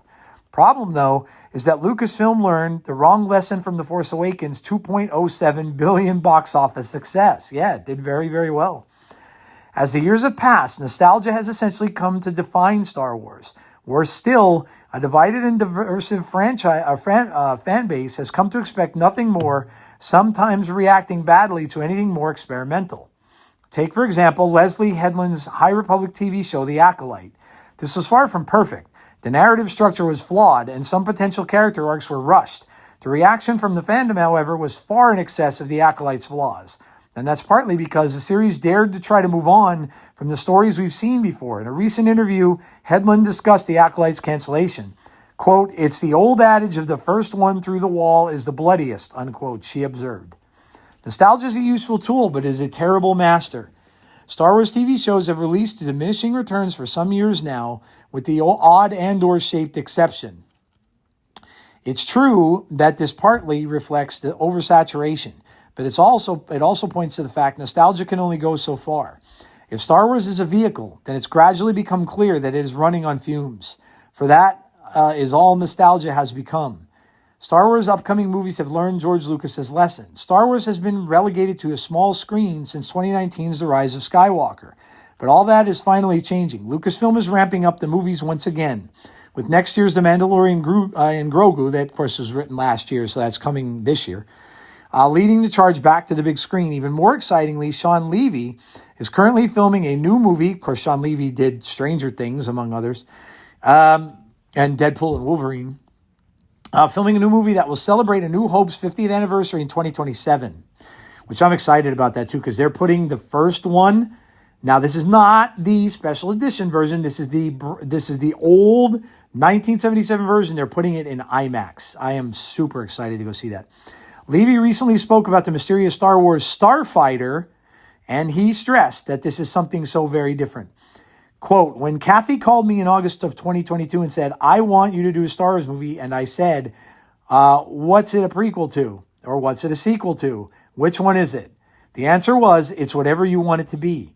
You pick the writer, you pick the story, just imbue it with the feeling that your movies have, and let's make an entirely original Star Wars movie. There is no mandate or interference other than the constant encouragement to make this new. And that's the truth. Starfighter is all new characters based on new ideas that Jonathan Tropper and I cooked up. In a time period that's never been in a Star Wars movie, it is not about legacy characters. Quote, make this new, unquote. 3 words of unparalleled significance for a franchise that's been relentlessly focused on its yesterdays. 10 years on, it feels almost like a direct response to George Lucas's criticism of The Force Awakens, to his disappointment that there was nothing new about the movie that set the pattern for Disney Star Wars. It's taken Lucasfilm 10 years and so many stumbles and misfires, but the studio is finally daring to make something new. There is a risk, of course. The Star Wars fandom hasn't always been receptive to new ideas, to say the least, meaning it's entirely possible Starfighter won't go down well, but that this diminishing performance suggests even this fan base is losing interest in the nostalgia fix, and Starfighter would be better positioned to aim at general audiences who haven't been turning on Disney Plus and may not even turn up for The Mandalorian and Grogu. Yes, there is a risk, but it's worth it, and it's the only way for Star Wars to go. I like this article because I do believe it.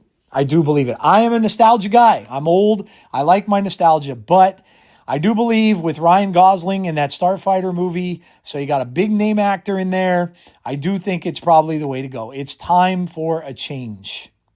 And we're going to really see, because if Mandalorian and Grogu bombs, and I don't know if it's going to do good, I really don't know. I'm very skeptical about it. I don't know that it will, because it's just more of the same. And it kind of looked like, when I saw the trailer, like it could have just been another season of the TV show. So if it doesn't have anything special in it, and I think special for people, to be honest, is probably just more nostalgia. It's probably just more of that. Like people have been saying, people I've read comments about that have been saying, oh man, maybe it'll have CGI Luke in it again, or CGI Han Solo. Or see, that's just nostalgia. That's just going backwards. You're not going forwards, you're going backwards again. So I honestly think that this article kind of says what Star Wars needs to be. We're still getting more nostalgia stuff because we're getting Ahsoka Season 2, which is going to have the Rebels characters in it. So that is, again, more nostalgia. You're going back. We're getting a Darth Maul animated series, which looks amazing. But again, that's a new story. New story. So same old characters, but new story.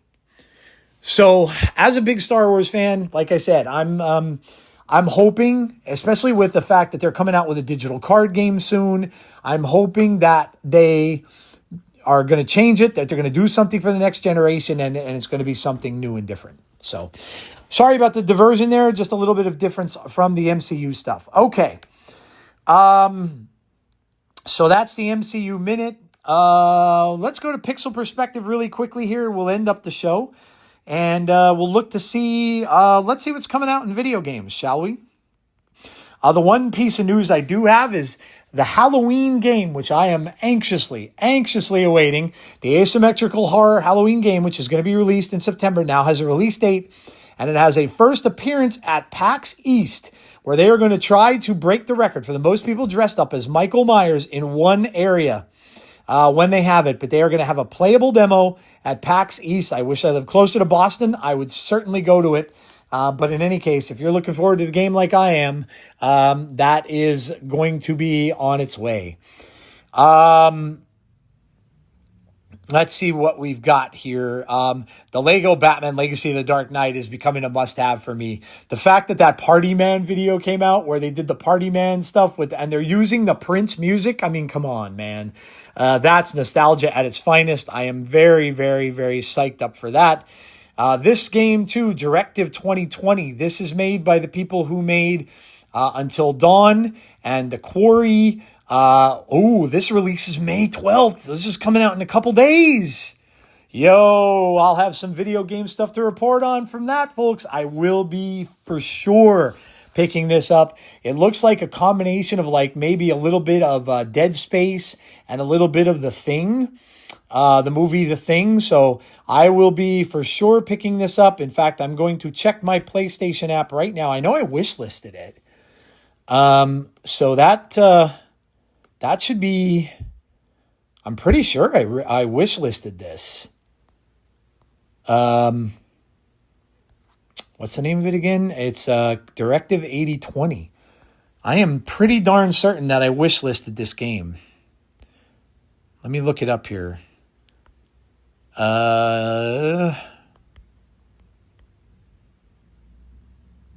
Yep, Directive 8020.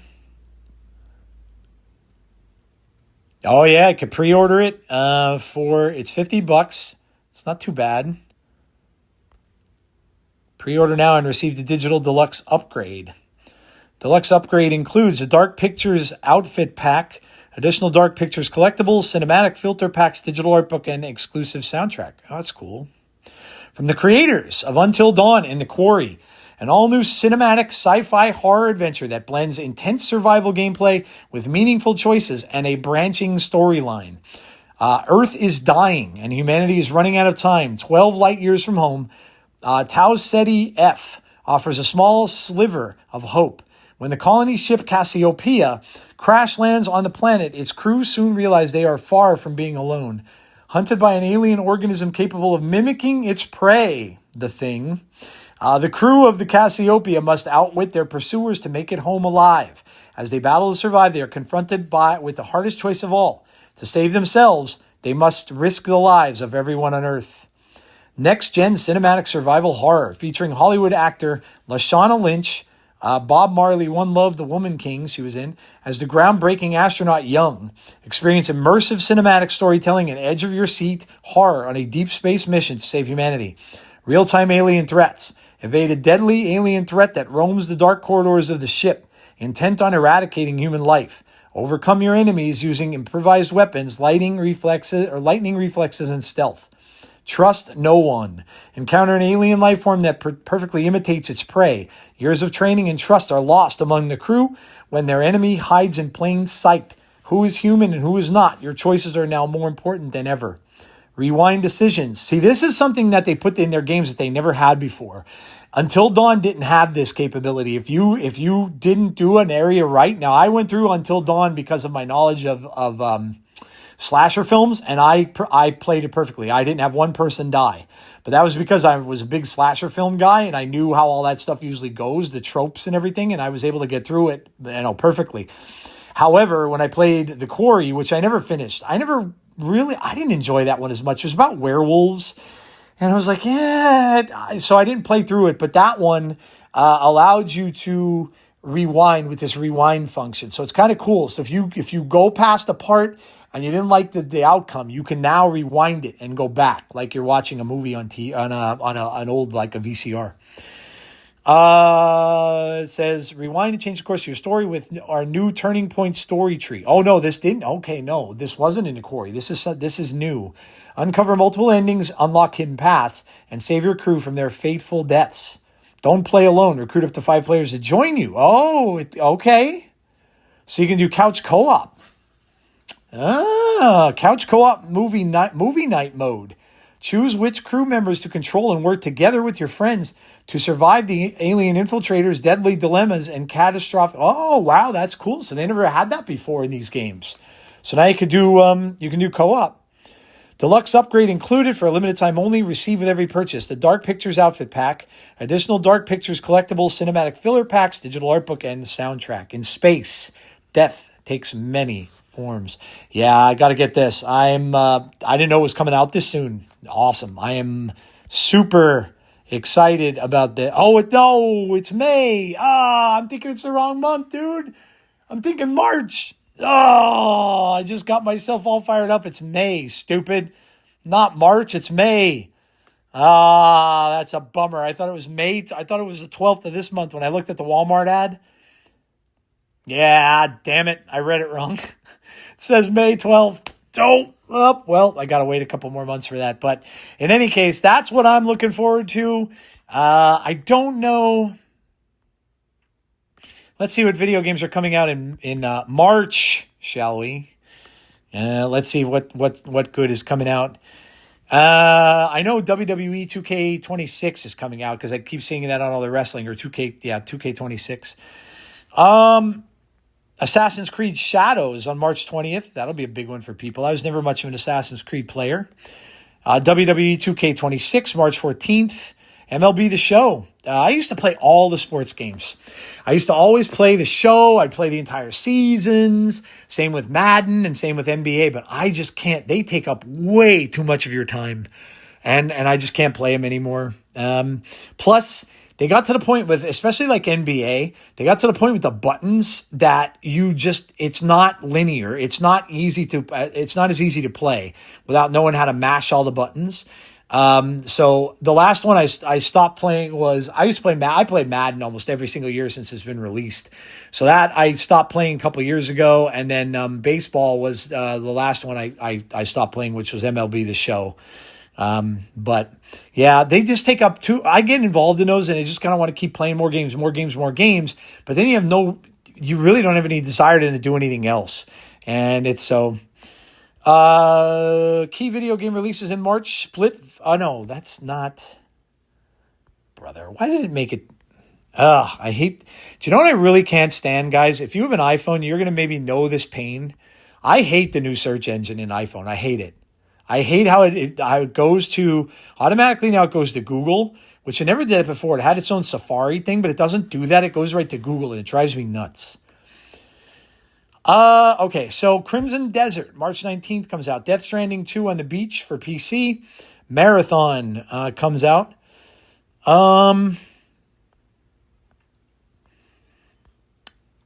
Crimson Desert, March 19th. Greedfall, The Dying World, March 12th.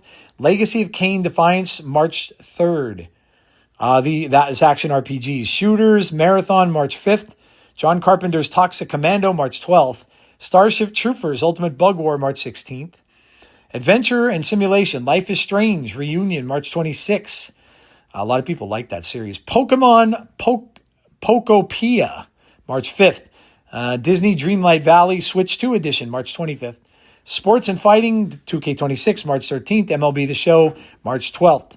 Switch 2 titles, Monster Hunter Stories 3, Dead Zone, Rogue, Super Mario Brothers Wonder, the Switch 2 edition. So that's just the stuff for the Switch. So not a huge month for video games, but there is some stuff coming.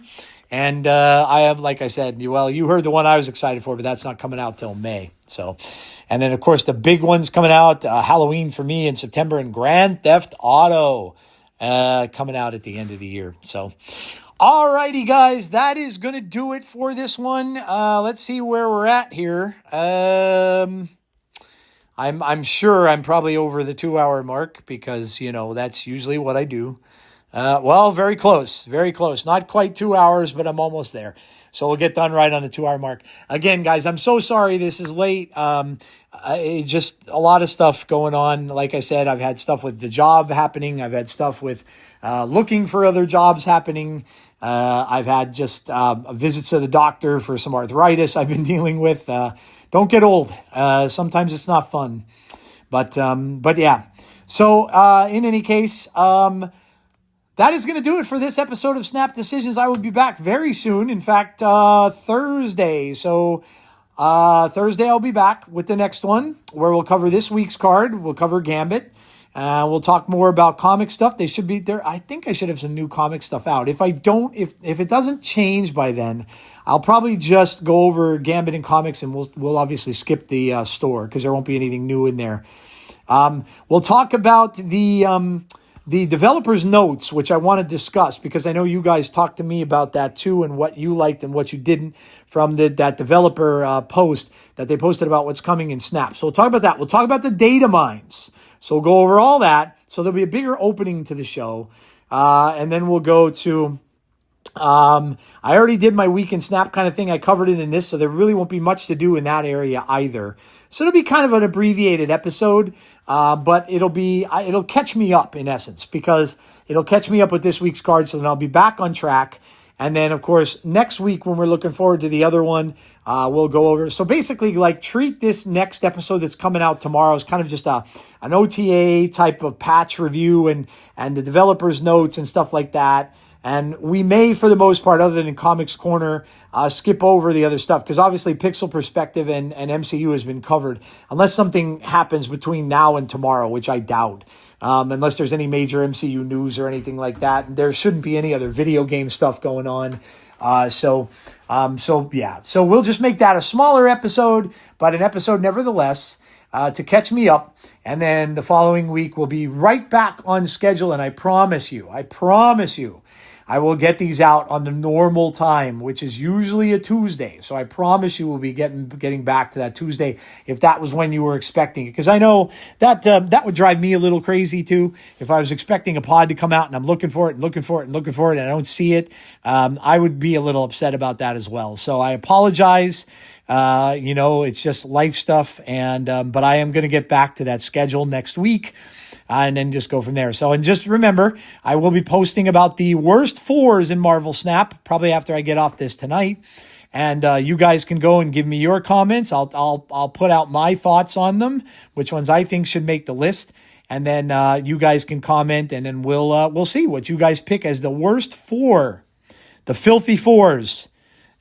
For this coming week, and then we'll get to the 5s and the 6s. So, and then we'll go to the best stuff. All right, guys. Again, thank you so much for all the follows and stuff, and congrats to the 2 season pass winners. I appreciate getting me to 2K on Twitter. That's very cool. Again, thank you so much for listening to the podcast wherever you may listen, whether it's on Spotify or Apple or any other podcast format, or whether it's on YouTube, which it is up on my YouTube page every single week now, so you can check it out there also. Thank you so much for doing that. And before I leave, I'm a part of the Snap Judgments League of Podcasts, which includes such podcasts as, of course, Snap Judgments, Glazer's Pod, who he always has really cool creators on there. And, of course, Glazer does game streaming and stuff as well. So make sure you go check him out. Glazer is one of the best out there in the game right now. Just a great human being and one of the best people that I know in the game. So make sure you go check out Glazer's Pod, check out his stream, and give him a follow and all that kind of stuff if you haven't done so already. And then, of course, Snap on this, how to catch up with their last couple shows, which I did. But that, of course, is Lauren Whatevs, the host. And then you got It's Just Re, and you have Benjamin Roller on there as well. And they will have gone over their cards. I'm sure they'll be going over data mines at some point soon since they released. So you hear a lot of that good stuff. And they talk about other things that they are playing or they are doing as well. Re does a good stuff about comics also on there. And Ben oftentimes will talk about Slay the Spire, which, by the way, since Slay the Spire 2 is now released, I'm sure Ben will be playing that. And a lot of creators are doing it. Dexter and I know Binks is looking at it and playing it too. So yeah. All right, guys, that is it for me right on the 2-hour mark. Thank you so much for listening. I really appreciate all of you that do. Please leave me some comments if you feel the need to do so, with any questions or concerns or any of that kind of stuff or ideas. And also, thanks for all the follows over on X. And there will be 2 more season passes we'll be giving out next month, as they will every month going forward. So I appreciate all of you. So, guys, that is it for me for this one. Please stay safe. Be kind to one another always. And hopefully I will talk to you all on the next episode of Snap Decisions. Have a good one, guys. This is your Snap DJ, signing off.